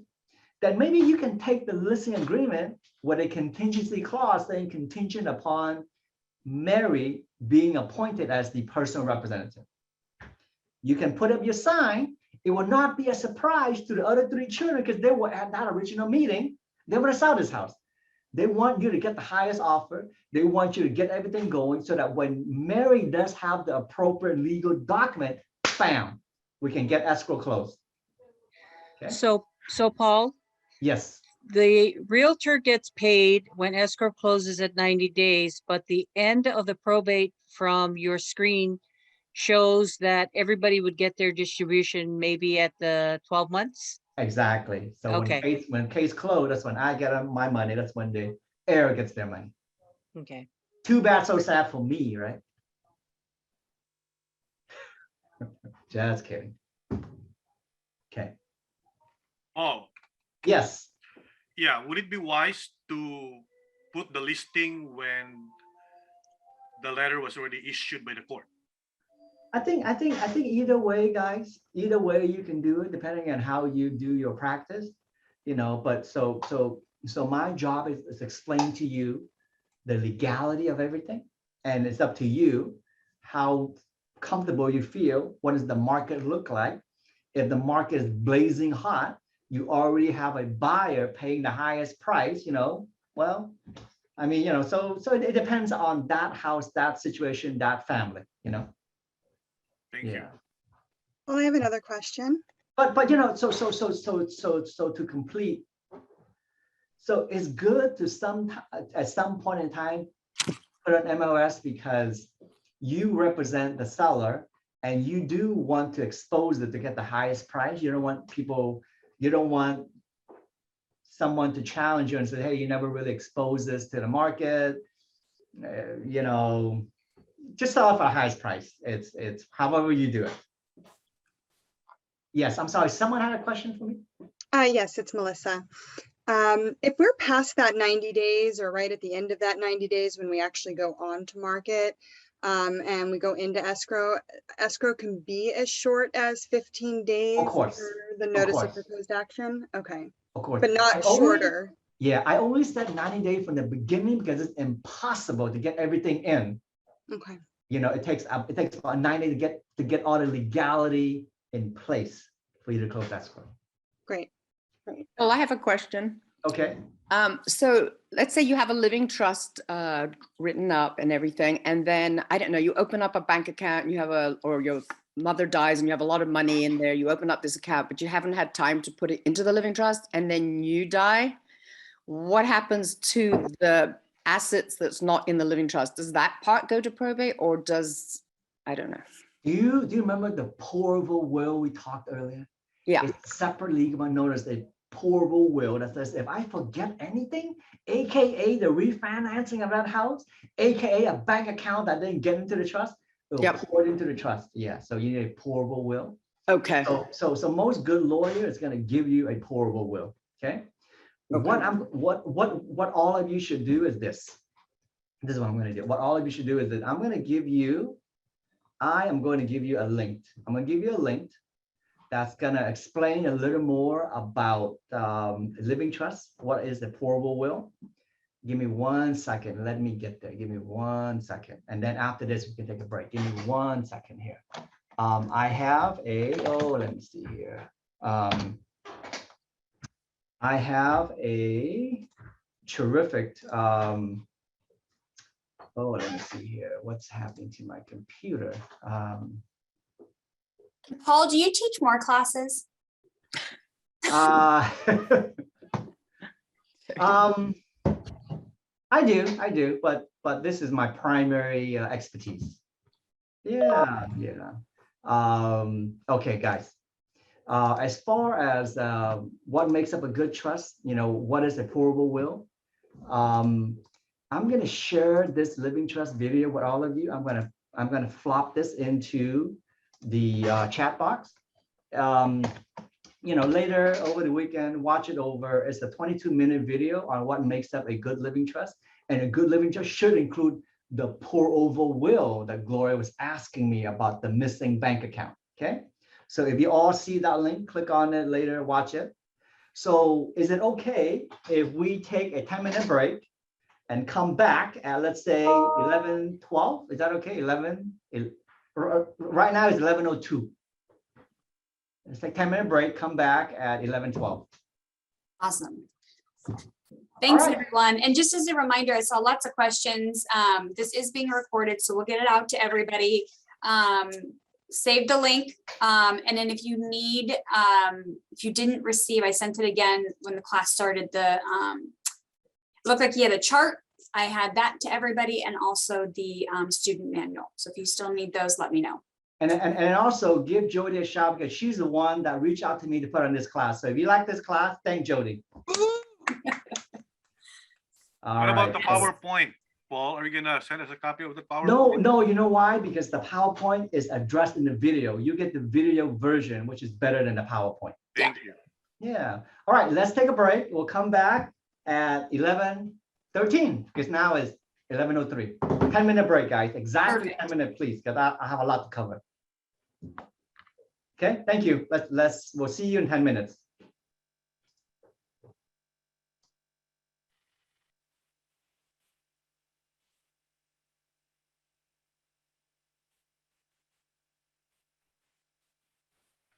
And for those of you that are still on, I will say, when CAR sends you the exam, you have a year to take it. So you don't have to take it right away. And then I believe you get 2 chances to take it if you don't pass the first time.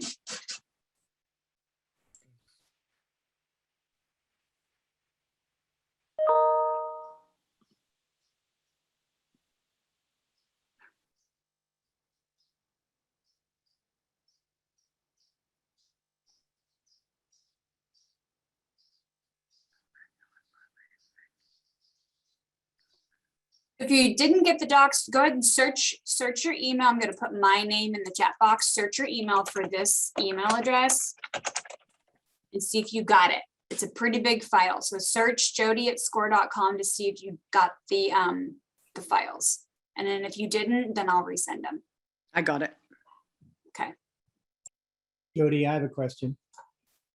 Hi, Pat. How are you? Doing well. Thanks for all your great work. So is this is going to be sent to us? Yes. And it's an open book test? Yes. Oh, okay. Yeah, great. and the class actually comes from On-Course Learning, I believe it is, or online learning. But that's who CAR uses to administer their tests. Yeah. So, okay. And then once you pass that, they'll send you the certificate, probably via email, and then like a little logo thing that you can put in your email line and on your business cards if you want. So when can you take the class? Is it certain times or The test, for the test? Yes, sorry. as soon as they send it, you can take it, or you have a year. But I have to do some things on the back end to get the names ready to send over to CAR. So I have to send them specific information so that they can get like your DRE number and things like that. So once I get it over to them, to be honest with you, I'll probably get it over to them on Monday. I'll probably get it to them on Monday. And so this is all based on this, from this class? Correct. Okay.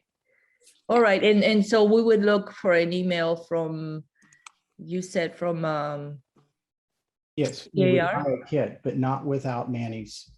Yes, so I believe it comes from online learning. You'll get a Oh. link. You'll get a link from them. That's who administers the CAR tests, and then you'll be able to take it. Good. But Jody, I was actually looking, funny enough, for the test from the California Residential Purchase Agreement thing I did, but now you said it comes through online learning. Maybe I just didn't see it. Possibly.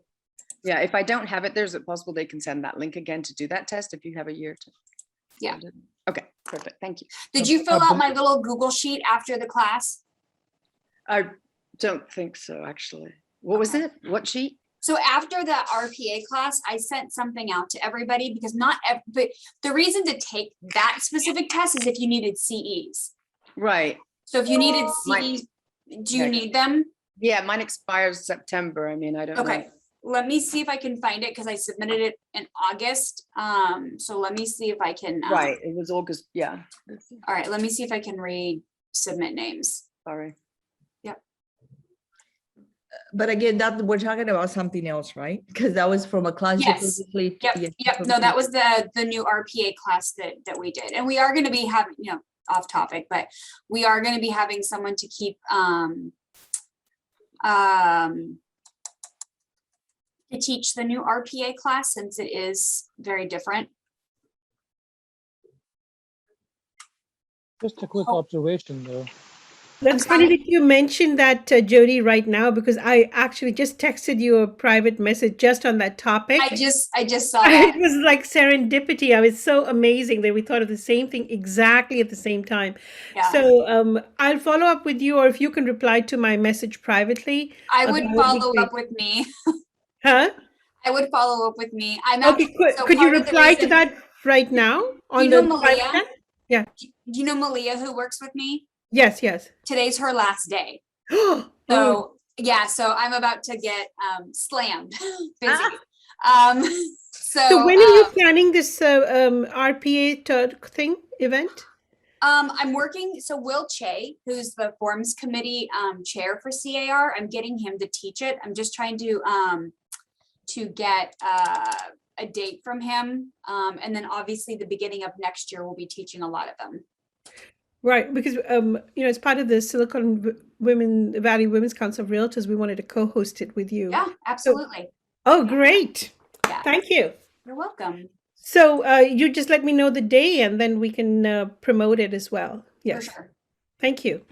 You're welcome. Jody, just a quick observation. Sure.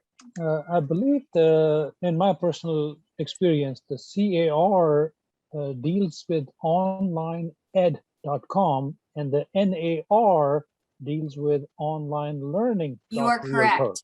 Yes, thank you. You're welcome. Can you repeat that?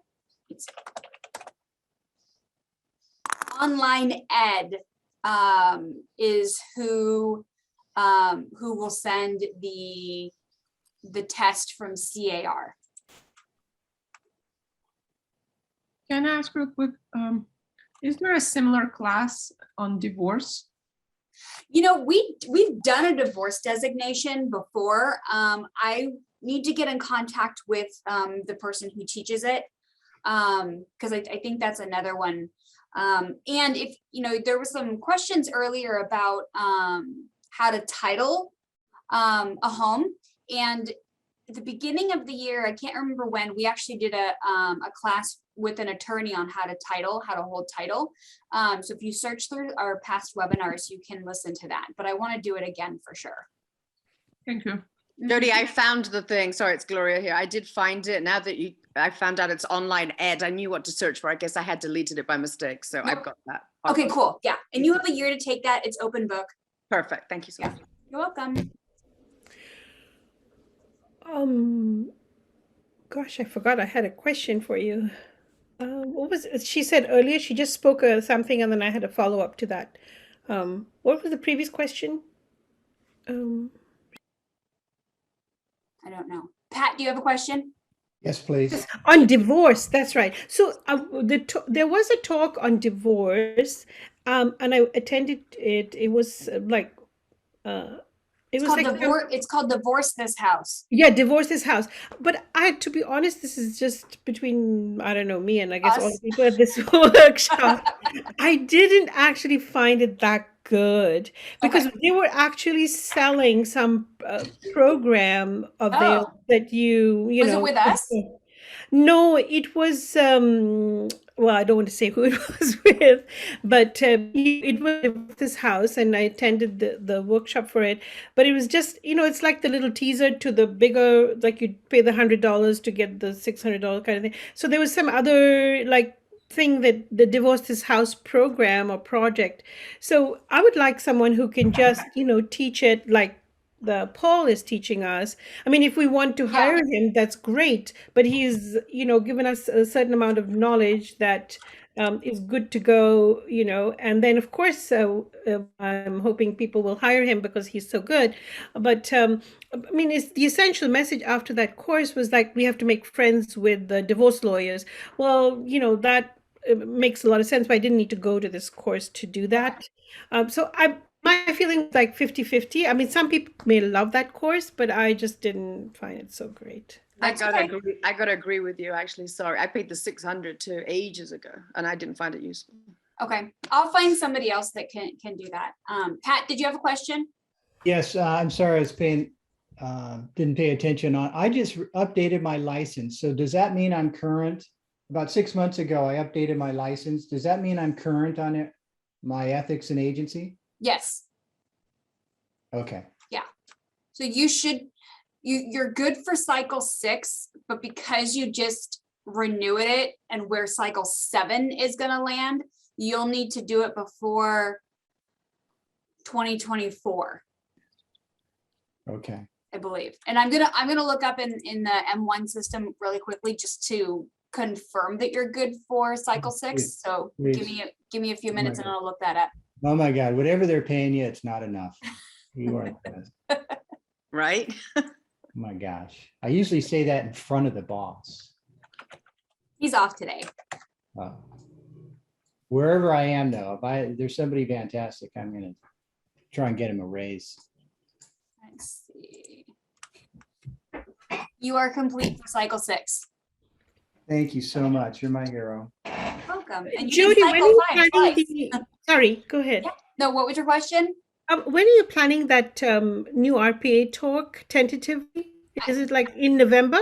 Probably November, December. Oh, it may go into December also? Okay, that's fine. Possibly. Okay. Let me know if you want me to do any of the work for you, like follow up or anything, just let me know. Okay. I'll be happy to put in the time. Since Malia's gone, I'm happy to pitch in and help. Thank you. Okay. So everybody's back, I hope. Yes. Yeah. Are we all ready to move forward? We are. And I'm going to put the link to your website in the chat box because some people are looking for some contact info for you. So I'll put that in there. And I'm sure at the end, there's also something that has your contact. So. Okay, that's great. Thank you. All right. So let's continue. Okay. All right. So we've been talking about probate, right? We said, how do you know if your transaction needs a probate?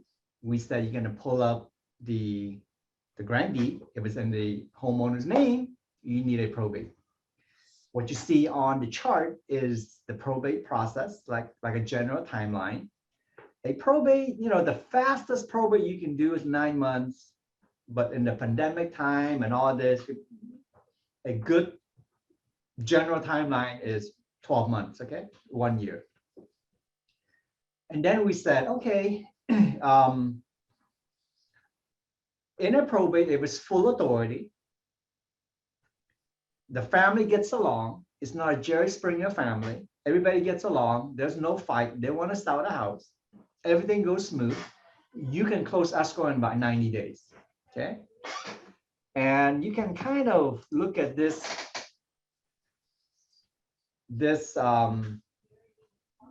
probate timeline up on the screen. If it's full authority, the first 90 days to close escrow, the next 120 days to do creditor's claim, the last 90 days to do a final accounting, okay? All right. Okay.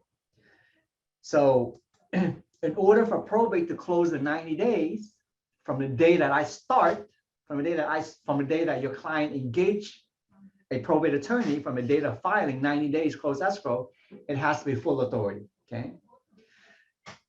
If it's limited authority, it's a different story. Okay, there's only two ways, there's only two types of authority. There's only two type of authority. It's full authority or limited authority, okay? So now let's talk about limited authority. Have you guys ever heard of the term court confirmation? Court confirmation, yeah, okay, yeah. So you need court confirmation when it's limited authority, okay?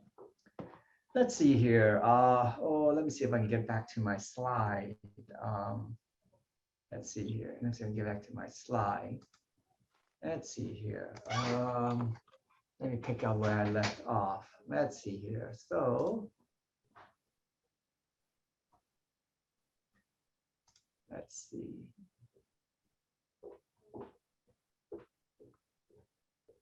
I'm trying to see, are you seeing my, let me see here. You're not sharing screen though. No? Okay, let me try that again. Oh, let's see here. So I'm gonna share PowerPoint. And let's see here. Okay, so you see my PowerPoint, right? Yes? Yes. Yes. Okay, so now what I want to do is I want to show you the full slide. Do you see the full slide or no? Not anymore. Well, Not No. anymore. limited authority probate. Yeah. We just see a small image. A small image, yeah. I want to give you the big image. So let's see. You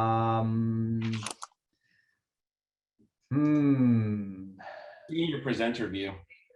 Oh, okay. How about that? That works. That's awesome. That's great. Thank you, Xavier. Thank you. Okay, so let's talk about limited authority. So in court, in probate, it's either going to be full authority or limited authority. Okay, we talked about full authority. Now let's go over limited authority. When you hear the word limited authority, when you sell that house, it always requires court confirmation, flat out. You heard of auctioning in the probate court? That's court confirmation. Okay. If you ever hear about people going to probate court to auction on a house, it's because it's limited authority, hence court confirmation. Okay, so here are the procedures in court confirmation in limited authority cases. Okay, so same thing, you get letters and orders. Okay, and because it's limited authority, you have to sell it for at least 90% of what the probate referee valued the house for. A probate referee is not it's not just any appraiser. It has to be a designated probate referee who has a contract with the probate court. Okay, so if it's limited authority, you must sell it for at least 90%. You can sell it more, but you cannot sell it less than 90%, okay? All right. So the lawyer would hire a probate referee, okay? And he's gonna put the value of the house on the inventory and appraisal form. All right. Because it's limited authority, you have to publish in a newspaper saying that you're gonna sell this house, okay? The lawyer is gonna do that for you. With limited authority, it has to be a 10% deposit. Full authority can be 3%, but if it's full authority, well, it's limited authority, 10% deposit, 10%, okay? So here's the order. Here's the chronological order of how things happen. The lawyer starts the probate process. He gets your client appointed, okay?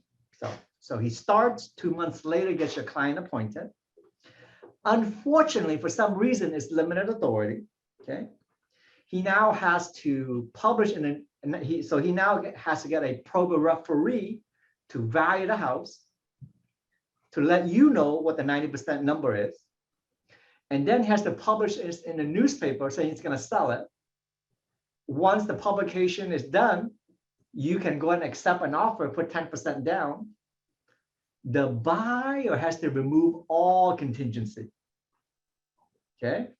So once all contingency has been removed, then you go back to the probate attorney and says, hey, probate attorney, the buyer has removed all contingency, we're ready to go. At that time, the probate attorney will go to court and ask the judge, hey, judge, we're ready for you to confirm the sale of this house. We're ready for court confirmation. The lawyer pays the court $465, and the court says, okay, here's the court date, come back in 3 months. Okay. As you can see, the time is building up. It took 2 months to get someone approved to be the personal representative. It took maybe another 2 months to get the appraiser to appraise the house. It might take another month to do the newspaper. Now you have 5 months now. Okay. It might take the court another 2 months to hear your case. Now you have 7 months. Okay. So limited authority, because of all this hoop you have to jump through, it takes longer to conclude your transaction. All right. So at the court hearing date, the selling agent shows up, the buyer shows up, and the probate attorney shows up. Okay. And at that time, that's when the bidding will go on. Okay. So do you remember how I said, you give me the accepted offer, so that buyer will go to court with us, with you as the listing agent, with the lawyer and the buyer. We all go to court, okay? If no one shows up, then your client, your buyer gets that house, no problem. If someone does show up to pay a higher price, then the bidding war begins, okay? So this bidding war, this court confirmation only happens with limited authority. With full authority, it doesn't happen. Okay, so we go to court. So we go to court. The probate attorney shows up, the buyer shows up, the listing agent shows up. If there are other people there to bid on the house, they can do it too. Okay. So let's say if you showed up to bid on a house, and let's say the accepted offer is 500,000. The accepted offer is 500,000. What is the starting bid number that the court is going to use? What is the initial bidding number? Okay. The accepted offer is 500 grand, is on the table. The buy is right here, but someone else shows up. Okay. The bidding number to begin with is not 500,000 plus $1. It's 525, 500. And I'll show you the formula how we get there. That's called the overbidding formula. Okay. So it works like this on the screen. So do you see the 500,000? So that number is the accepted offer. Okay. And then on line B, you see where it says 10% of the first 10,000 of the original bid. So that's 1 grand. And then you take 5%. 5% is the original bid minus 10,000. So it's 5% of 490. 5% of 490 gives you 24,500. So you add up all three numbers together, 500,000 plus a grand plus 24,500. The starting bid number is 525,500. So when you have a, let's say you want to go on a bid on a house, just rewatch the video, just plug into the formula. Just plug into the formula. All you got to change is the original bid, meaning the original accepted offer.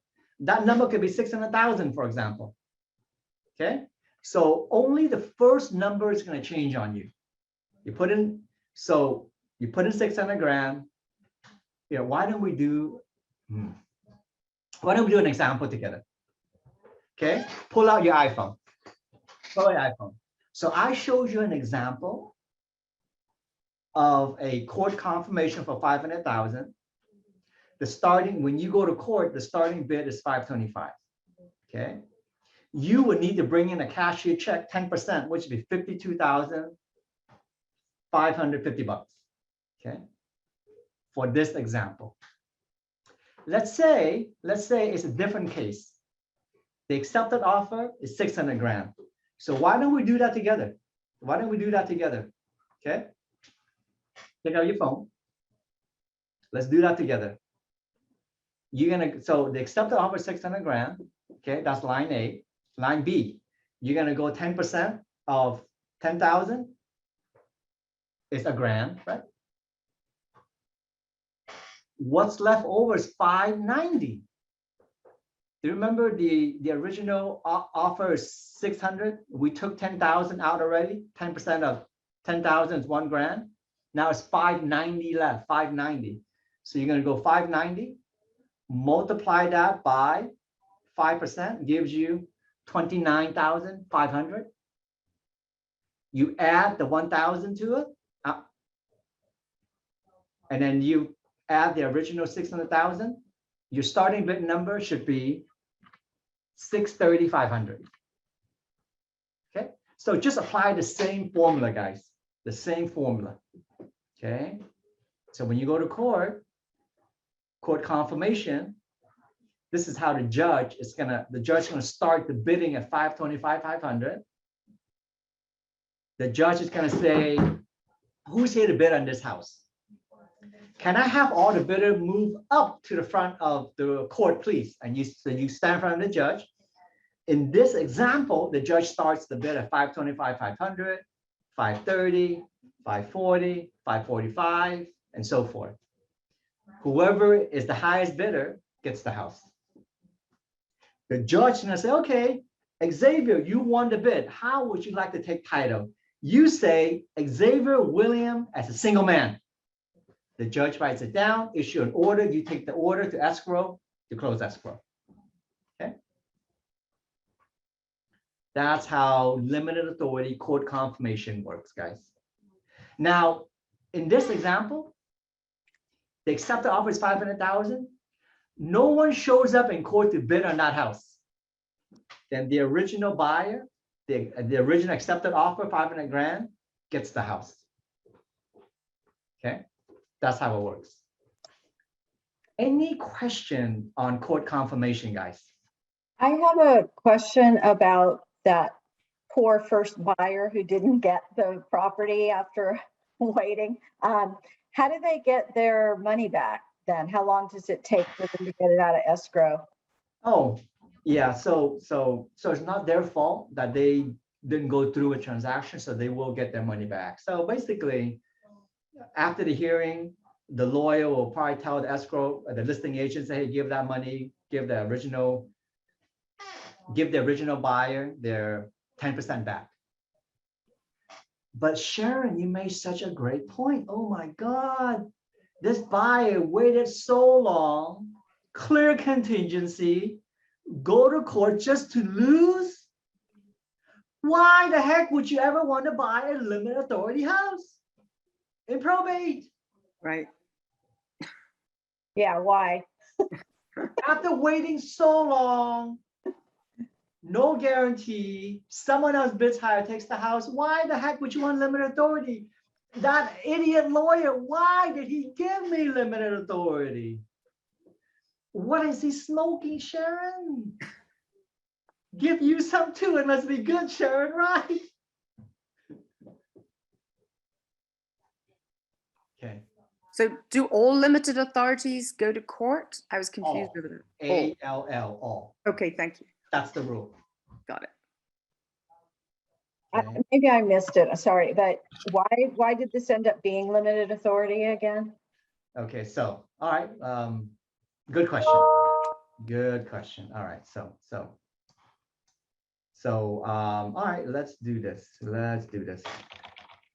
Sharon, when I remember how I said in the beginning, when I filed the probate petition, I had to file this form, the probate petition. No, Will.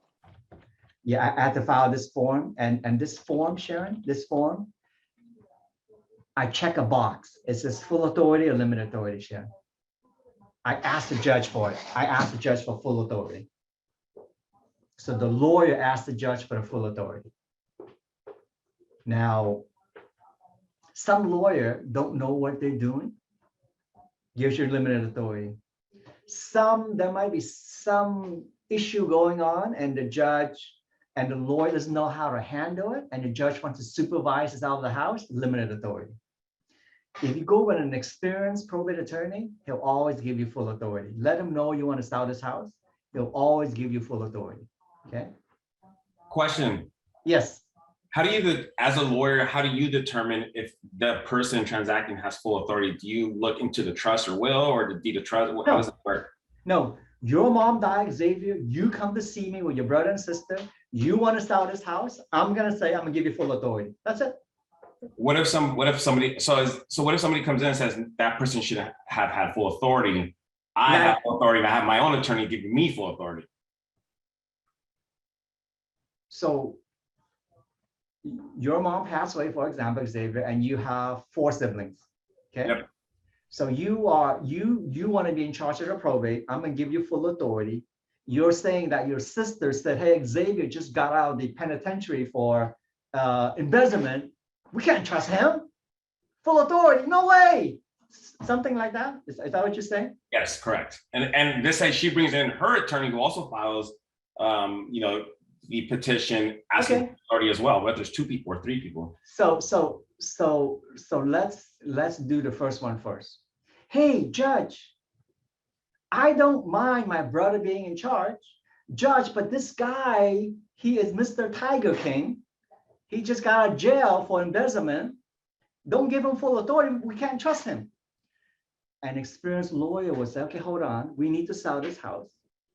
Judge, the moment escrow closed, we're going to transfer the money into a block account where Mr. Tiger King, AKA Xavier, cannot touch it, Your Honor. Give him full authority so we can wrap up the sale in a more efficient manner. Bam, it's done. So it's basically whoever gets to the court, whoever files first. Generally, if you got a good attorney, they're going to have full authority. It's the attorney. It's the experienced attorney. Hey, not all listing agents are built equally, correct? Correct. Same thing here. Okay. So Paul, in regards to the content that was just being discussed, let's say I have myself and 3 siblings. Are all of the siblings notified when the petition for probate is filed? Great question. Look at the screen.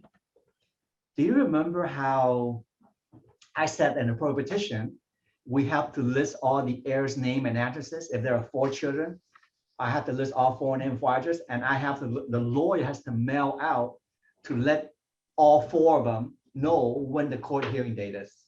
Okay, perfect. That's why we list all the heirs, all the children, and the name and addresses, and we send them notices of when that first court date is going to take place. It's mandatory. What happens if you got a crooked person who wants to sell and they don't give you all of those heirs? Oh my God, they exist? Oh my God. Well, I mean, that's bad. That's fraud, you know? Okay. So yeah, you know, look. I mean, it does happen, but I mean, in rare cases, it takes a lot of to sign under penalty of perjury that I'm in charge. I'm gonna go to court, and I'm the only son when I have 3 other brother and sister. You know, it does happen, but very rare, you know. And me as the probate attorney, I always ask flat out, your mom has how many children total? 2. Next question, did anybody die? 1. Okay, that one that died, did he or she have any children? Yes. I take the name, the one that died, his or her name, and his children, because his children will take his share. So there's 3 children, it's gonna be divided by 3. The one that died, his children will take whatever his 1/3 share is. Okay. All right. So Paul, just to confirm, the only way that this would end up in limited authority is if the attorney's not experienced enough to file it as full. The technical term is the attorney suck. That's the Okay. technical term. Okay. And just also to confirm, Just to be fair, I mean, there may be some reason, limited authority, maybe, you know, it takes a very unique case to be limited authority. There has to be some underlying reason that couldn't be resolved to be limited. You know? okay, so Jerry Springer family. Yeah. Mhm. Okay. Hey, Paul, quick question. So could that be something like maybe the heirs have a dispute over what they believe the property is worth? No. Okay. No. You know why? Because you remember, if it's full authority, we needed 3 documents to close escrow: letters, orders, and the notice of proposed action. So even before escrow close, everybody has a chance to see what is the value of the property. What are we selling it for? Okay. Yeah. So evaluate, because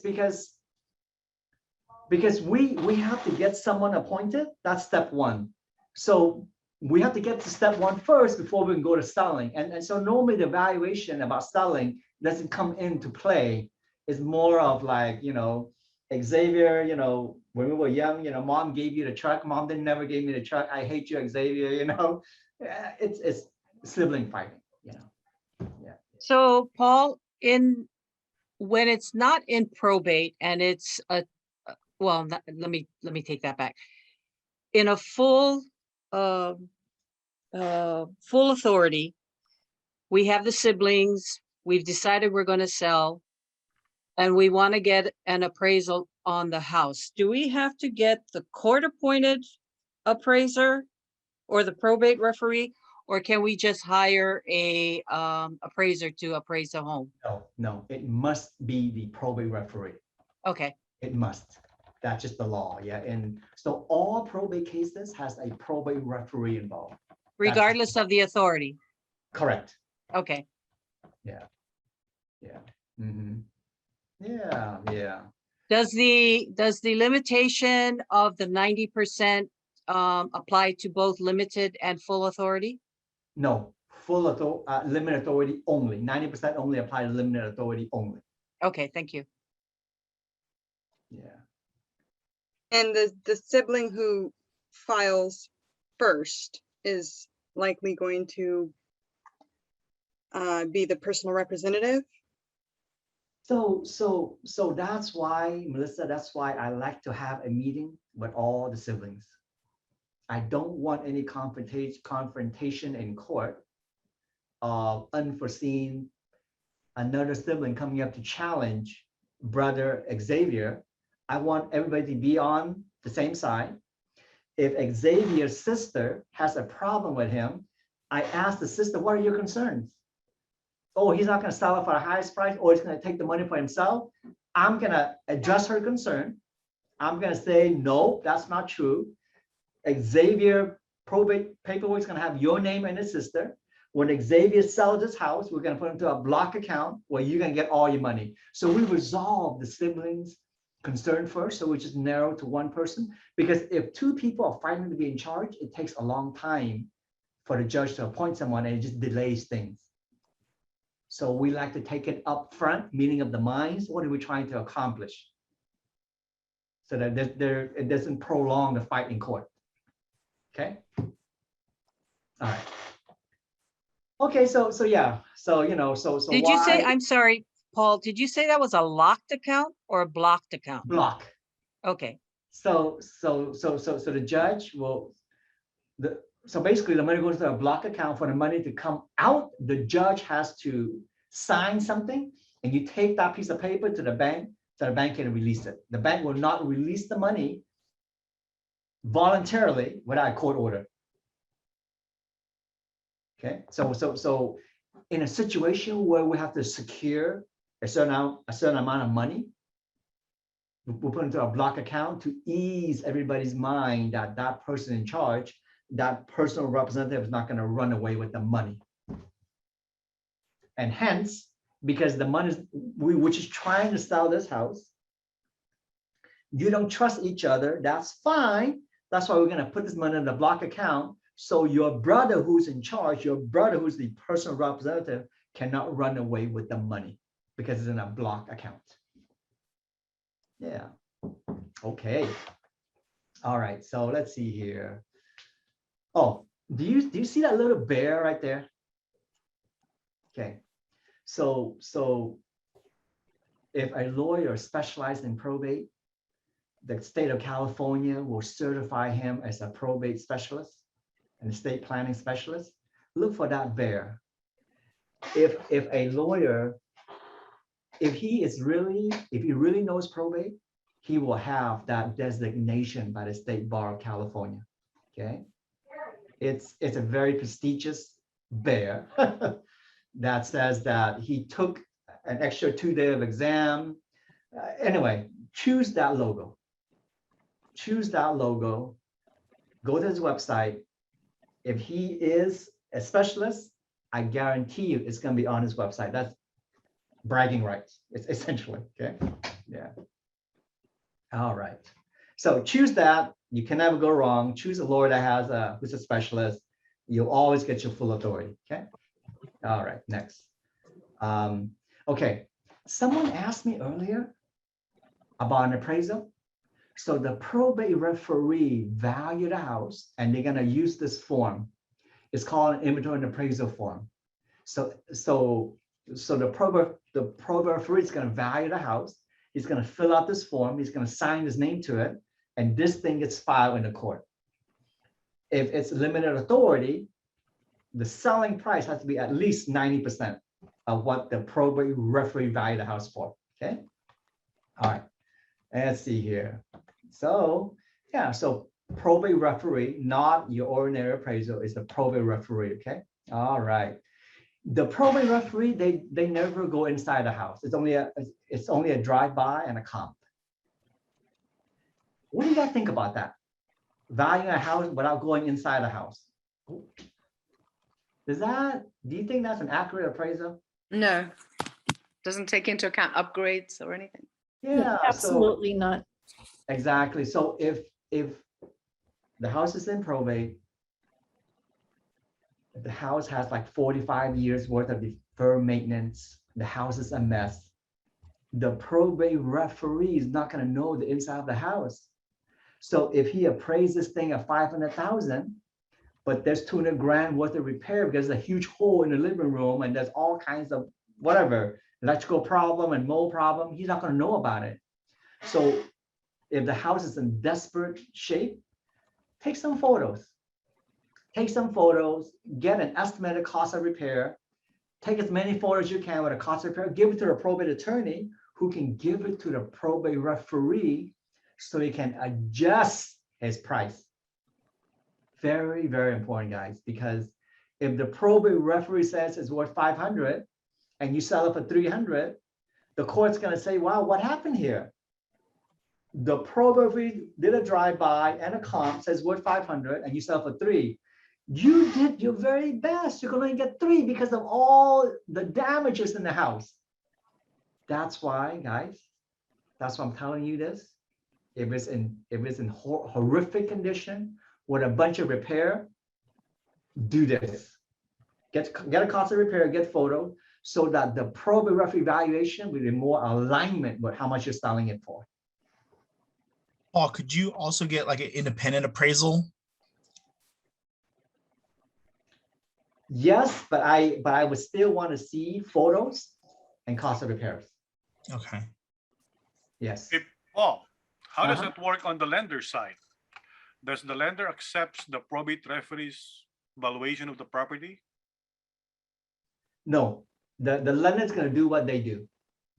Okay, It's- so we still have to ending up ordering an appraisal. Yes, correct. This is just Okay. purely from a probate point of view, what happens in probate court. So you go ahead and, but the two should, the probate referee value in a house should approximate, his true value should approximate the lender's appraisal, right? Yes or no, Yes. right?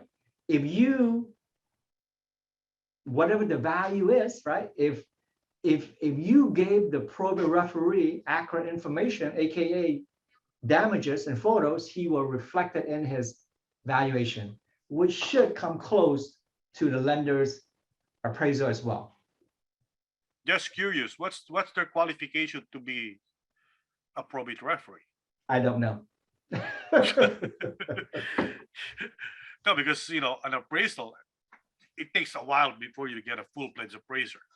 Yeah, Become a, I'm pretty sure they have a whole host of criteria, thank you. Yeah.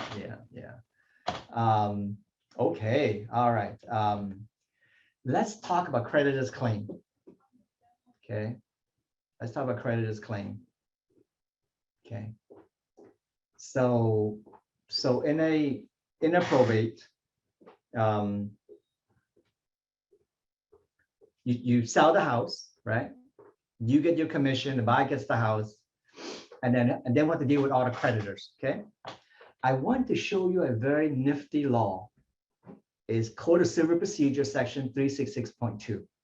Okay, that says that any unsecured creditors 1 year after date of death, they're SOL. SOL stands for what? Statute of limitation, right? SOL. Okay. So let's say mom died and mom has 30 grand worth of credit card debt. And it's been one year has gone by. You don't have to pay that credit card debt. That's just California law. Unsecured creditors only. Okay, 366.2. All right, so that's something I think pretty neat to know. Okay, all right. Someone asked me earlier about, oh, Gloria, you said how much do you get paid, Paul Horn, right? That's you. Yes. I'm sorry, Paul, one question regarding that credit. If it's a joint credit card though, that's still live after a year, isn't it? Or Yeah, does that's that right. die? Yeah, but joint is different. Let's say if it's just mom passed away, it's been a couple of years, then by law, it's 1 year statute of limitation. Yeah. Okay. Okay, so probate attorney's fee. The personal representative gets a fee as well too. Okay. So here is the schedule.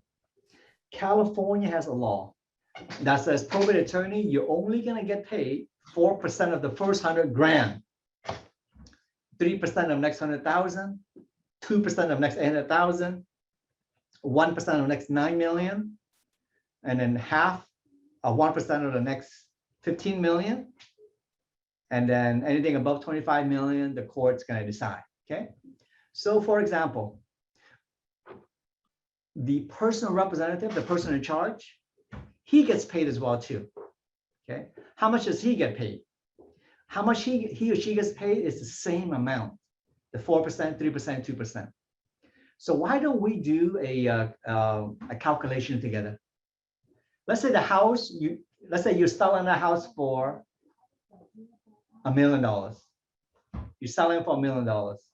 How much is the personal representative's fee? So we apply the math you just learned, the law. 4% of the first 100 grand is 4,000. 3% of next 100,000 is 3 grand. And then 2% of next 800,000 is 16,000. So if you add up all the numbers, 4, 3, 16 is 23 grand, 23,000. Okay. So the personal representative gets 23 grand, the lawyer gets 23 grand. Okay. Yeah. So that 4%, 3%, 2% goes to the lawyer.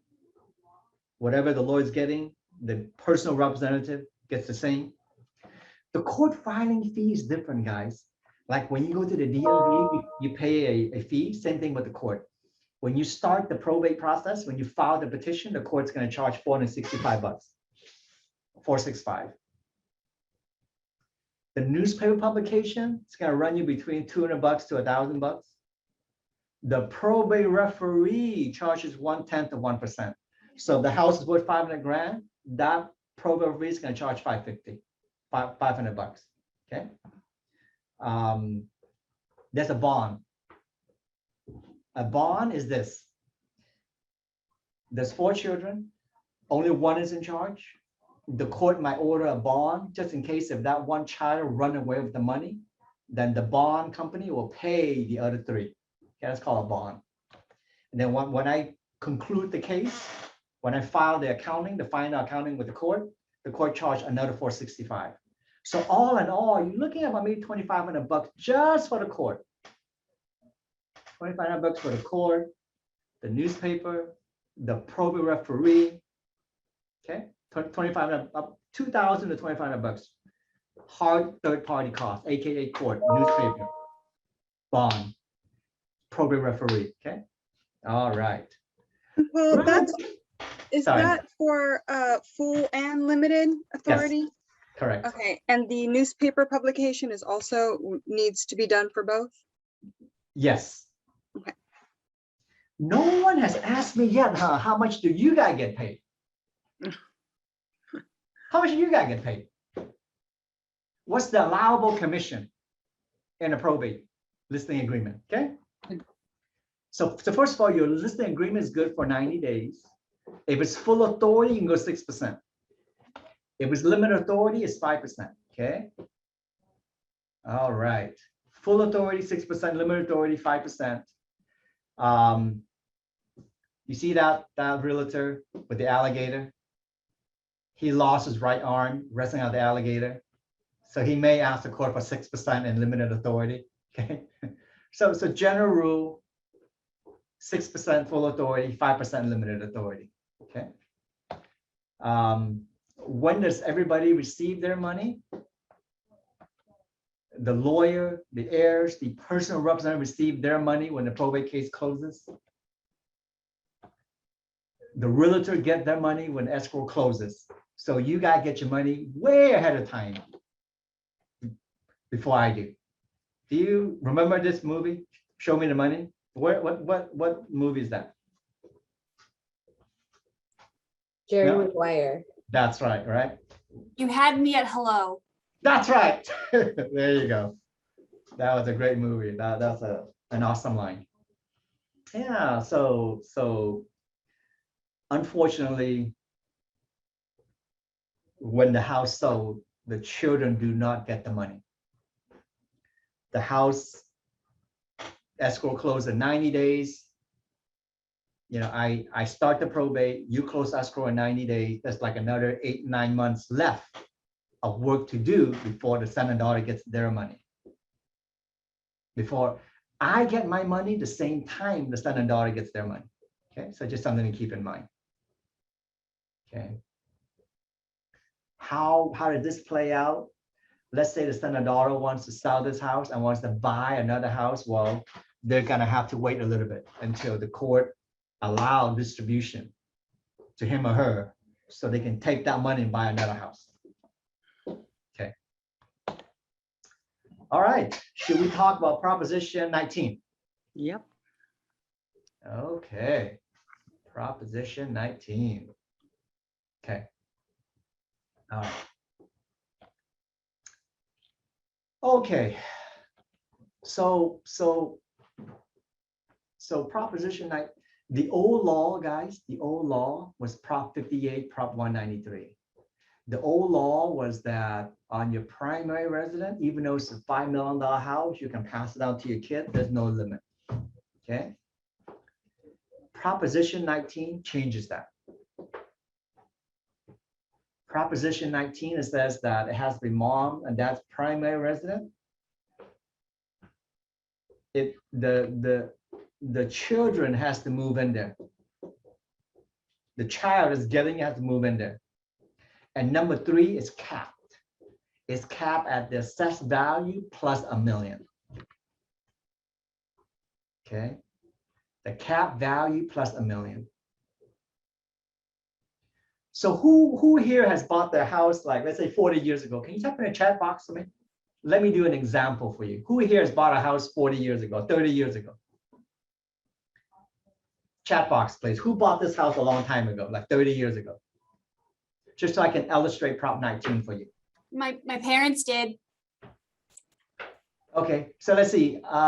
Let's go with Terry. Terry, how much did you buy your house for, Terry? Terry, how much did you buy your house for? Or let's go with I can tell you one from 42 years ago that was bought and they still own it. Okay, for how much? They bought it for $72,000. Okay, so why don't we use that as an example? How much is it worth now? 1.5. All right. So my question to you is this.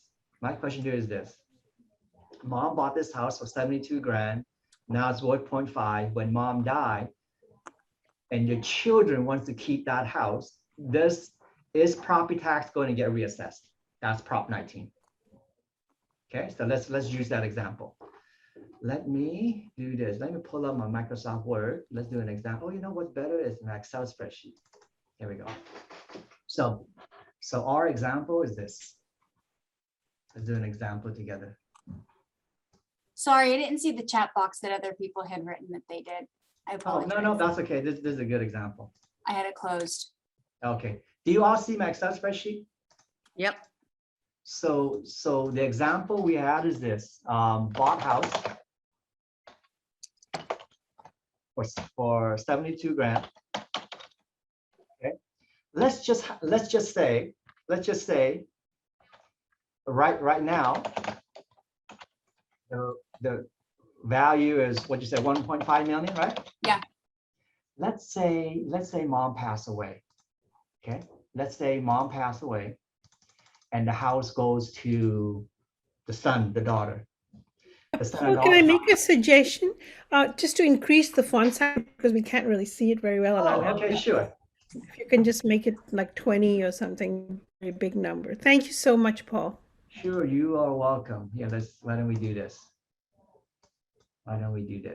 Thank you, great. Okay, so the house was bought for 72 grand, 45 years ago, okay? 45 years ago, and right now it's worth 1.5. Mom passed away, the daughter's gonna move in. Property tax mom was paying is very low. When daughter moves in is 1.5 million. So Proposition 19 law is this. 1, it's got to be mom primary resident. Yes, she lives there. It's a primary resident. 2, the daughter or son's got to move in. That's a checkbox. They're not going to sell. They must live there now. It cannot be rented. They must live there. 3, Prop 19 law is this. Prop 19 law is this. Is the assessed value. Assessed value plus $1 million. Jody, she bought it for 72,000. But what is her assessed value right now? Meaning when we look at the property tax statement, is the assessed value, 300 maybe? The assessed value? Something like that. Do you all get that? She only bought it for 72, but throughout the year, it increased a little bit at a time. So the assessed value is really 350, okay? The assessed value is 350. The law says, Prop 19 law says, assessed value plus $1 million. So we go 350. That's the assessed value plus $1 million. It's 1.3 million. Do you see how I got that formula? The assessed value was 350 plus the million is 1. So 1.35 is free, no reassessment. But the house is worth 1.5 million. So this is what we do. We take 1.5 minus this number is 150. We take the assessed value 350 plus 150. It can get reassessed. The new assessed value is going to be 500,000. It's better than $1 million. That's the calculation, guys, on Prop 19. Okay. Hi, Paul, from this point of view, so if add the keys on the title is better. If we do not want to sell the house, just keep this house. So if add the daughters in the title, is better than the No, it will get reassessed right away because your daughter has to live there with you. So the answer is no. But if the kids have a title, they do not need to live in this house because this house already belong to the daughter too. Okay, but the house right now is under your name only, right? No, what I mean is from the Proposition 19 point of view, seems to add the keys on the title is better than if we do not plan to sell the house. Because before you mentioned that from the gain, when you sell the house, and it's better not putting the keys in the title, right? Okay. Why don't we use this as an example? Let's say Jody has the hindsight. Let's say she knew Prop 19 was coming. So this person, mom, is going to add Jody's name to the grandee, right, Helen? That's what you're saying, right? Add Jody onto the grandee, okay? Yes. So now, so when mom died, let's say Jody's not going to live there. Jody's going to sell it for 1.5 million. Okay, Jody's going to sell it for 1.5 million. Jody does not get the step up in basis, so Jody is going to pay capital gain of $1.4 million, Helen. Yeah, what I mean is that if we do not plan to sell this house, but to keep the low property tax, this is what my question is. The answer is maybe. The answer is maybe. Go back to this example. Mom put Jody's on the grandee. Just an example. Jody gets into legal problem. Jody doesn't pay her credit card debt. They sue her. Jody doesn't pay her tax. The IRS is going to attack that house. The credit card is going to attack that house. Not a good idea to add your son or daughter. It's not adding your son or daughter to the grandee to your house is not an answer to Prop 19, Helen. Okay. Because there's so many other adverse effects that outweighs what if it's just not it's not a desirable strategy to use. Okay. But just to answer her question, which is that she said that if she wants to keep the low property tax, the children want to keep the low property tax, if they're added on to the title and they're not say the children don't have any children themselves, or they're not worried about whom they're going to leave it to, and they manage their money, then do they keep the lower property tax by adding their name to the title? Okay, let's use you an example. I'm sorry. What is your name? It shows Micah on there. Yeah, Micah. Yeah. Micah. Okay. So Micah. First of all, all right. How many houses do you own, Micah? Let's start with that. By the way, I have not added my children to the title, but I just wanted to follow through on that question. Right. So look. First of all, this only works on primary resident. If it's rental property, forget about it. It's off the table. Okay. So let's go back about adding your children on the grandee. Okay. So Micah, you live in a house alone. You own that house. Okay. Yeah. You're gonna add your children on there. Yes. You have, in order to prevent. Okay. So Micah, you are the sole owner. Okay. And so you say, oh, let me add my daughter on there right now to prevent reassessment. When you add your daughter on there, Micah, your daughter has to live in that house too, first of all. Yes, that's good. Okay. So you have to live with your daughter there. I'm saying that, first of all, you're already running into some constraint already. What if your daughter has her own house already? This wouldn't work. Your daughter has to live in that house.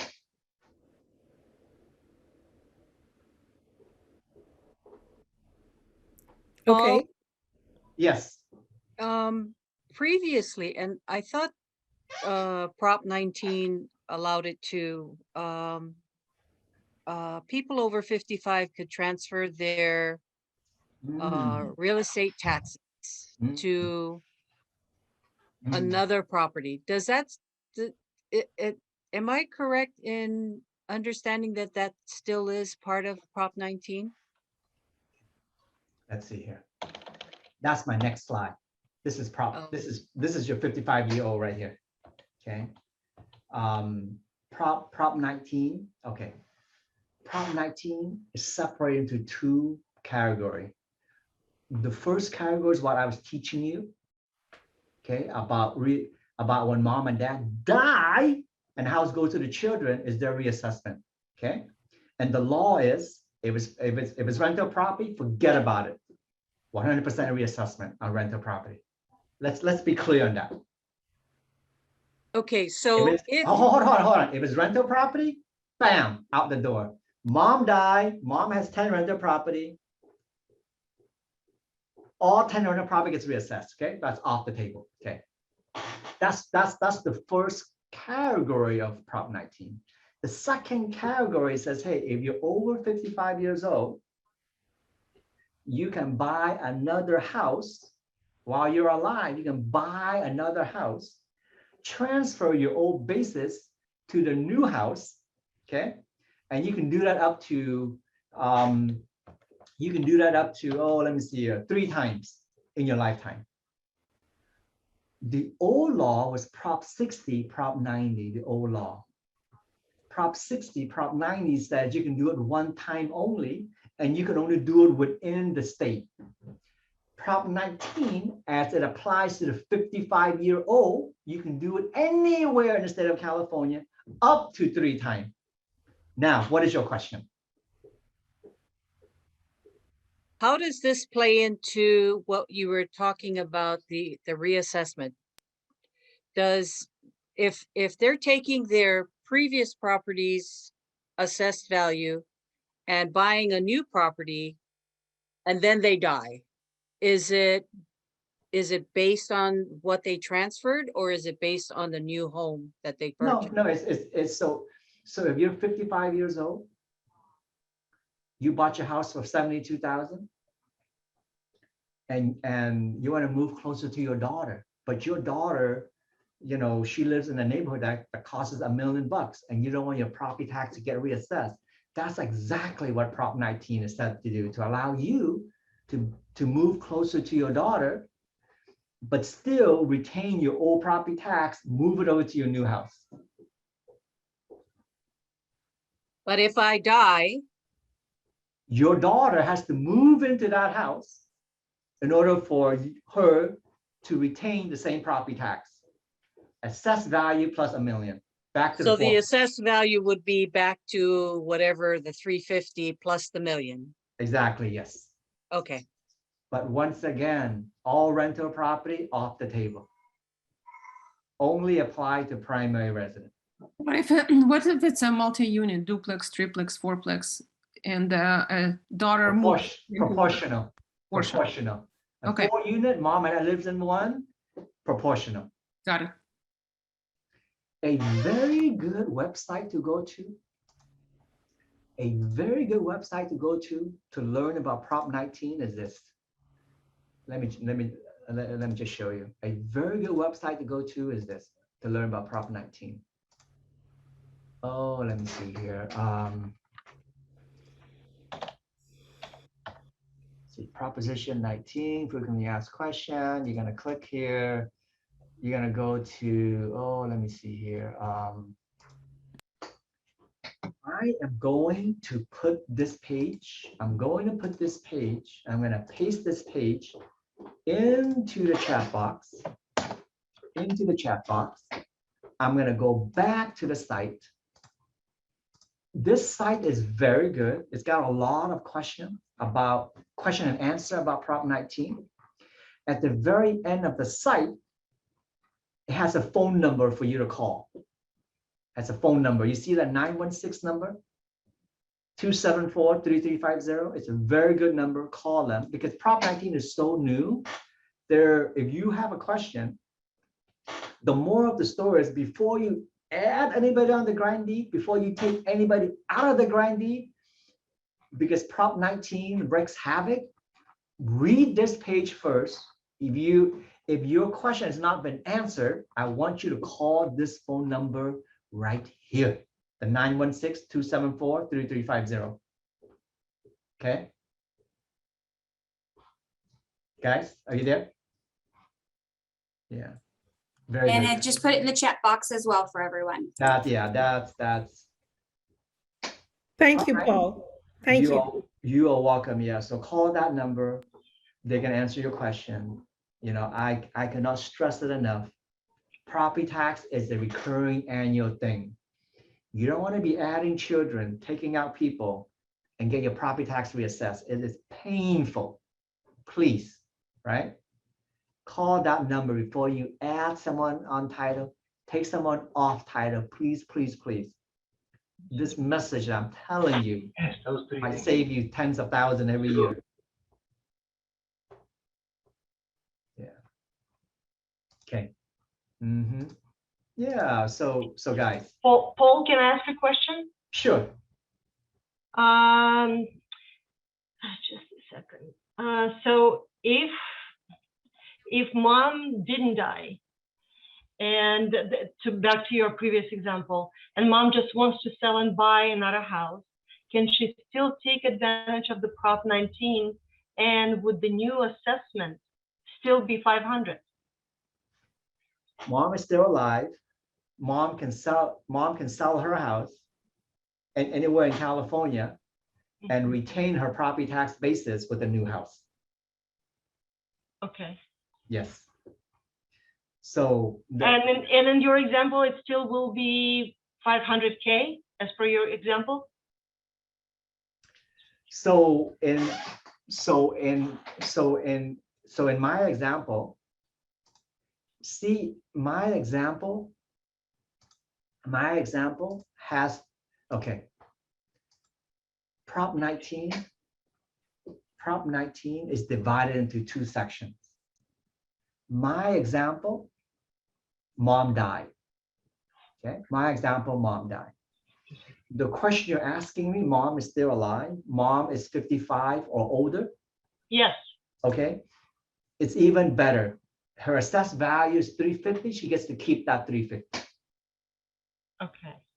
So the moral takeaway, you can increase your business because you understand that, hey, you're over 55 years old. You're being assessed. You live in a $1.5 million house. Your assessed value is only 350.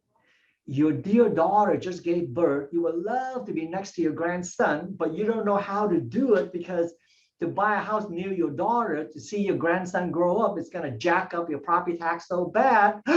Prop 19 is the solution. You're over 55.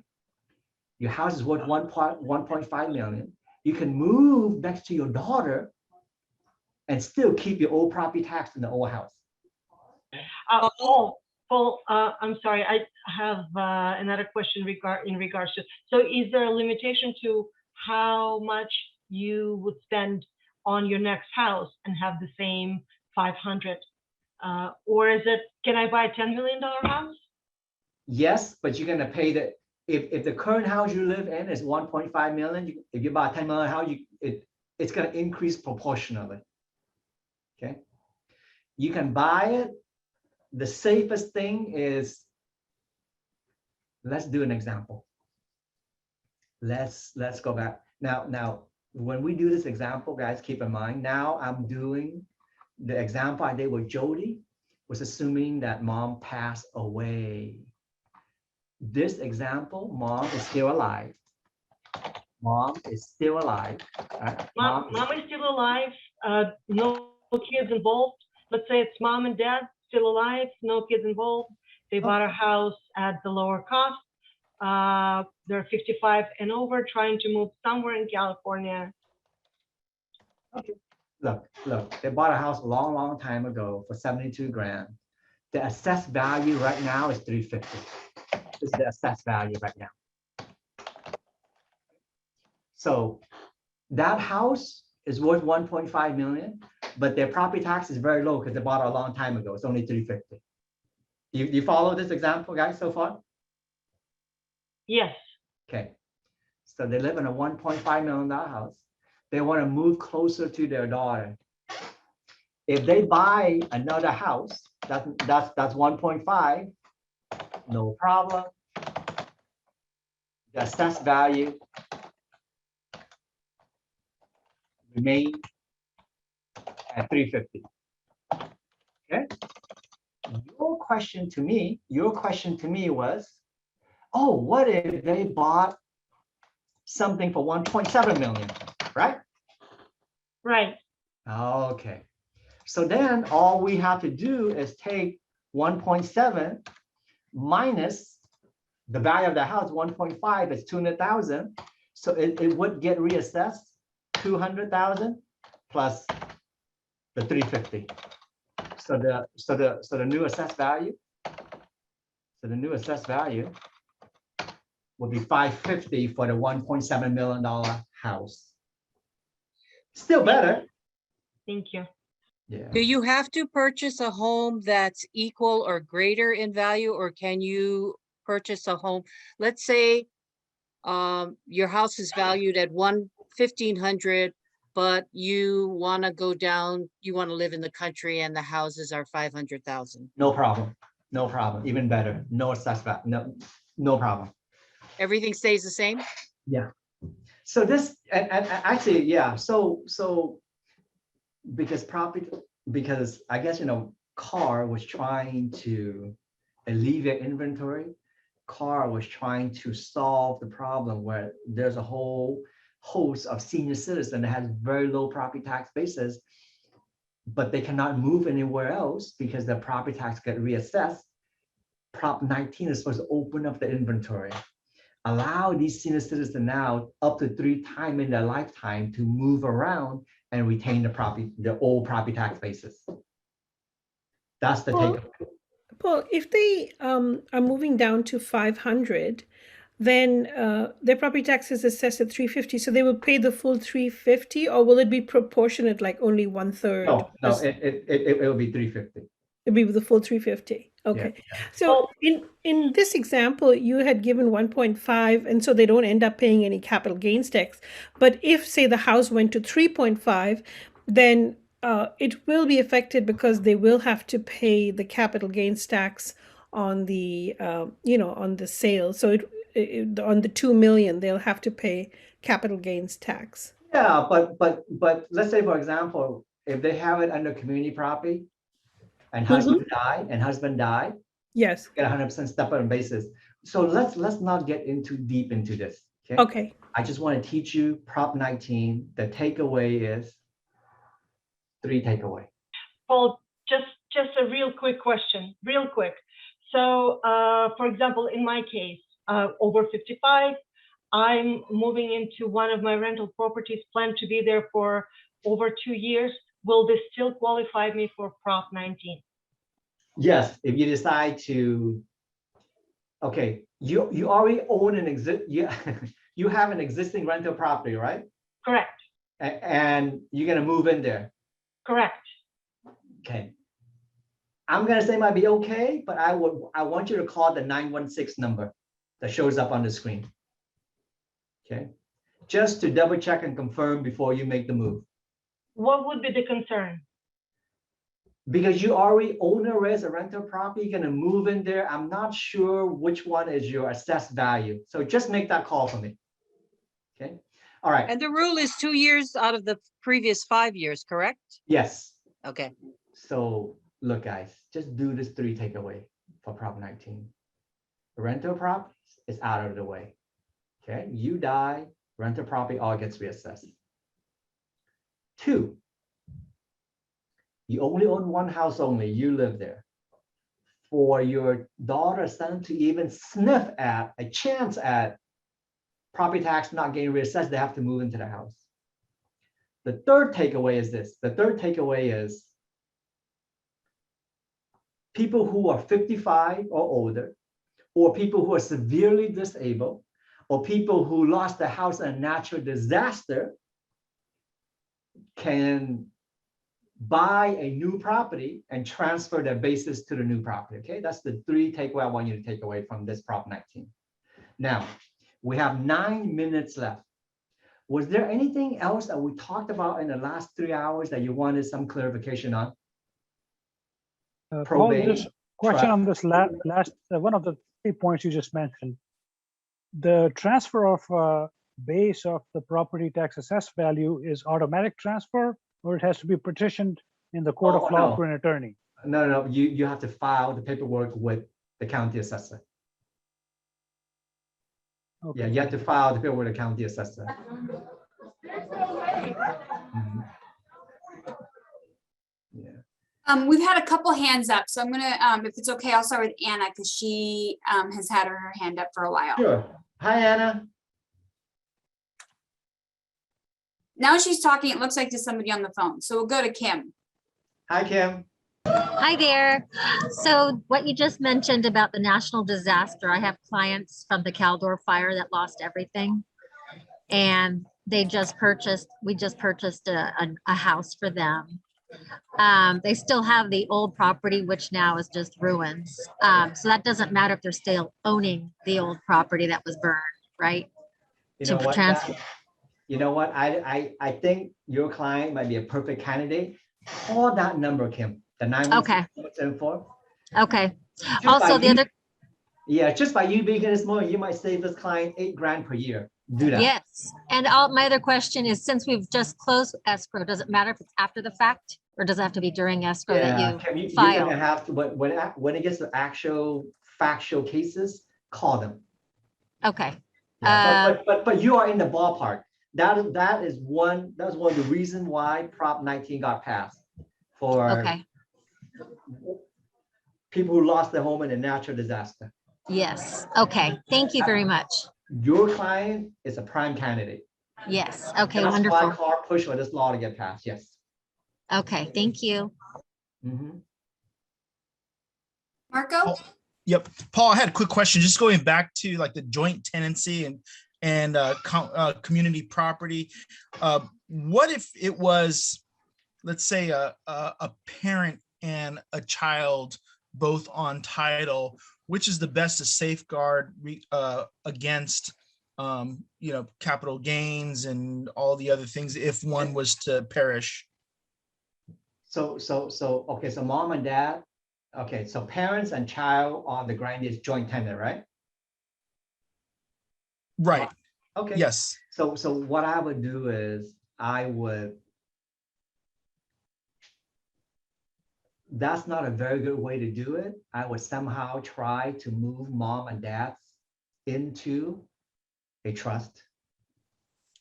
Okay. Move it into a trust. When mom and dad die, it goes to the children, and the children will get a step up in basis. Because right now, Marco, if the children gets in trouble, like someone sued a child or something, and the child lose, they're gonna come take that house. Okay. But it's not even it's not even that child's house. Too bad, so sad. That's the exposure you expose yourself to when you put your son and daughter on the grantee. You invite all their problems to be your problem. Yes. Because they're an owner of Right. your property. Yeah. So, and then, I mean, obviously I could talk to escrow about this, but joint tenancy is the only way for parents and children to hold title. There's no other way. Or tenancy in common. Why? Hold on. But why? Let's go to the why is parent buying a house without child? Why? That, I mean, I couldn't tell you that they just want to, they both want to be on title. Maybe Yeah, the child is paying for it. Maybe the child is paying for it. It Yeah, could be. Yeah. So I've seen examples like this. I'm asking you because I've seen examples like this where, you know, a child and a parent are both on title. It's a joint tenancy. And so you're right. It doesn't make sense. And they don't want to, for whatever reason, believe me, as a realtor, you see everything. They don't want to put it in a trust. Yeah, look. One of the primary reasons is, oh, let's just put my son on there. When I die, it goes to him. No probate needed. Okay, that's one reason. Or another reason is, hey, you know, we needed our son to be on there to co-sign to get the loan. Right. Okay, fine. Accomplish that. Escrow close, move the house to the trust, and the trust says when we die, it goes to our son, goes to our children, equal share, for example. Mm-hmm. Okay. But let's start with the proposition that having your son on his joint is a bad idea. Let's start with that proposition. And then we can move forward to, well, I need him on there to co-sign my loan. Well, okay, then let's find a way to rectify that after the loan is closed. Marco. Right. Okay. Right. I keep telling them to, you know, put in a trust, but for whatever reason, you know, that's their business. Thank you, Paul. Marco, they're never gonna die. They don't need a trust, Marco. Exactly. Live forever. That's right. If someone did need to add someone to qualify for the loan or whatever, could they use a quick claim after to get them back off? Oh yeah, I mean, you know, once escrow closed, you know, I mean, I don't think the lender sits there all day long and keep tab of the grantee. You know what I mean? So a lot of people do it. You know, that's something that I think that happens all the time. So I think that's something that you do to get the loan, and then after that, you're going to do what you need to do. As long as you make the mortgage payment, the lender's probably not going to care, you know? Yeah. What if the parent is buying the home for the child? For, you know, in the future, that will be the child's home, but in the current state, maybe the child's 16 or 17, they live together in the home. Should they both be on title? I can see the parents wanting to be on title, obviously, because they're buying it, but it wouldn't make sense. Would it make sense to add the child later, or? The child is 16 years old?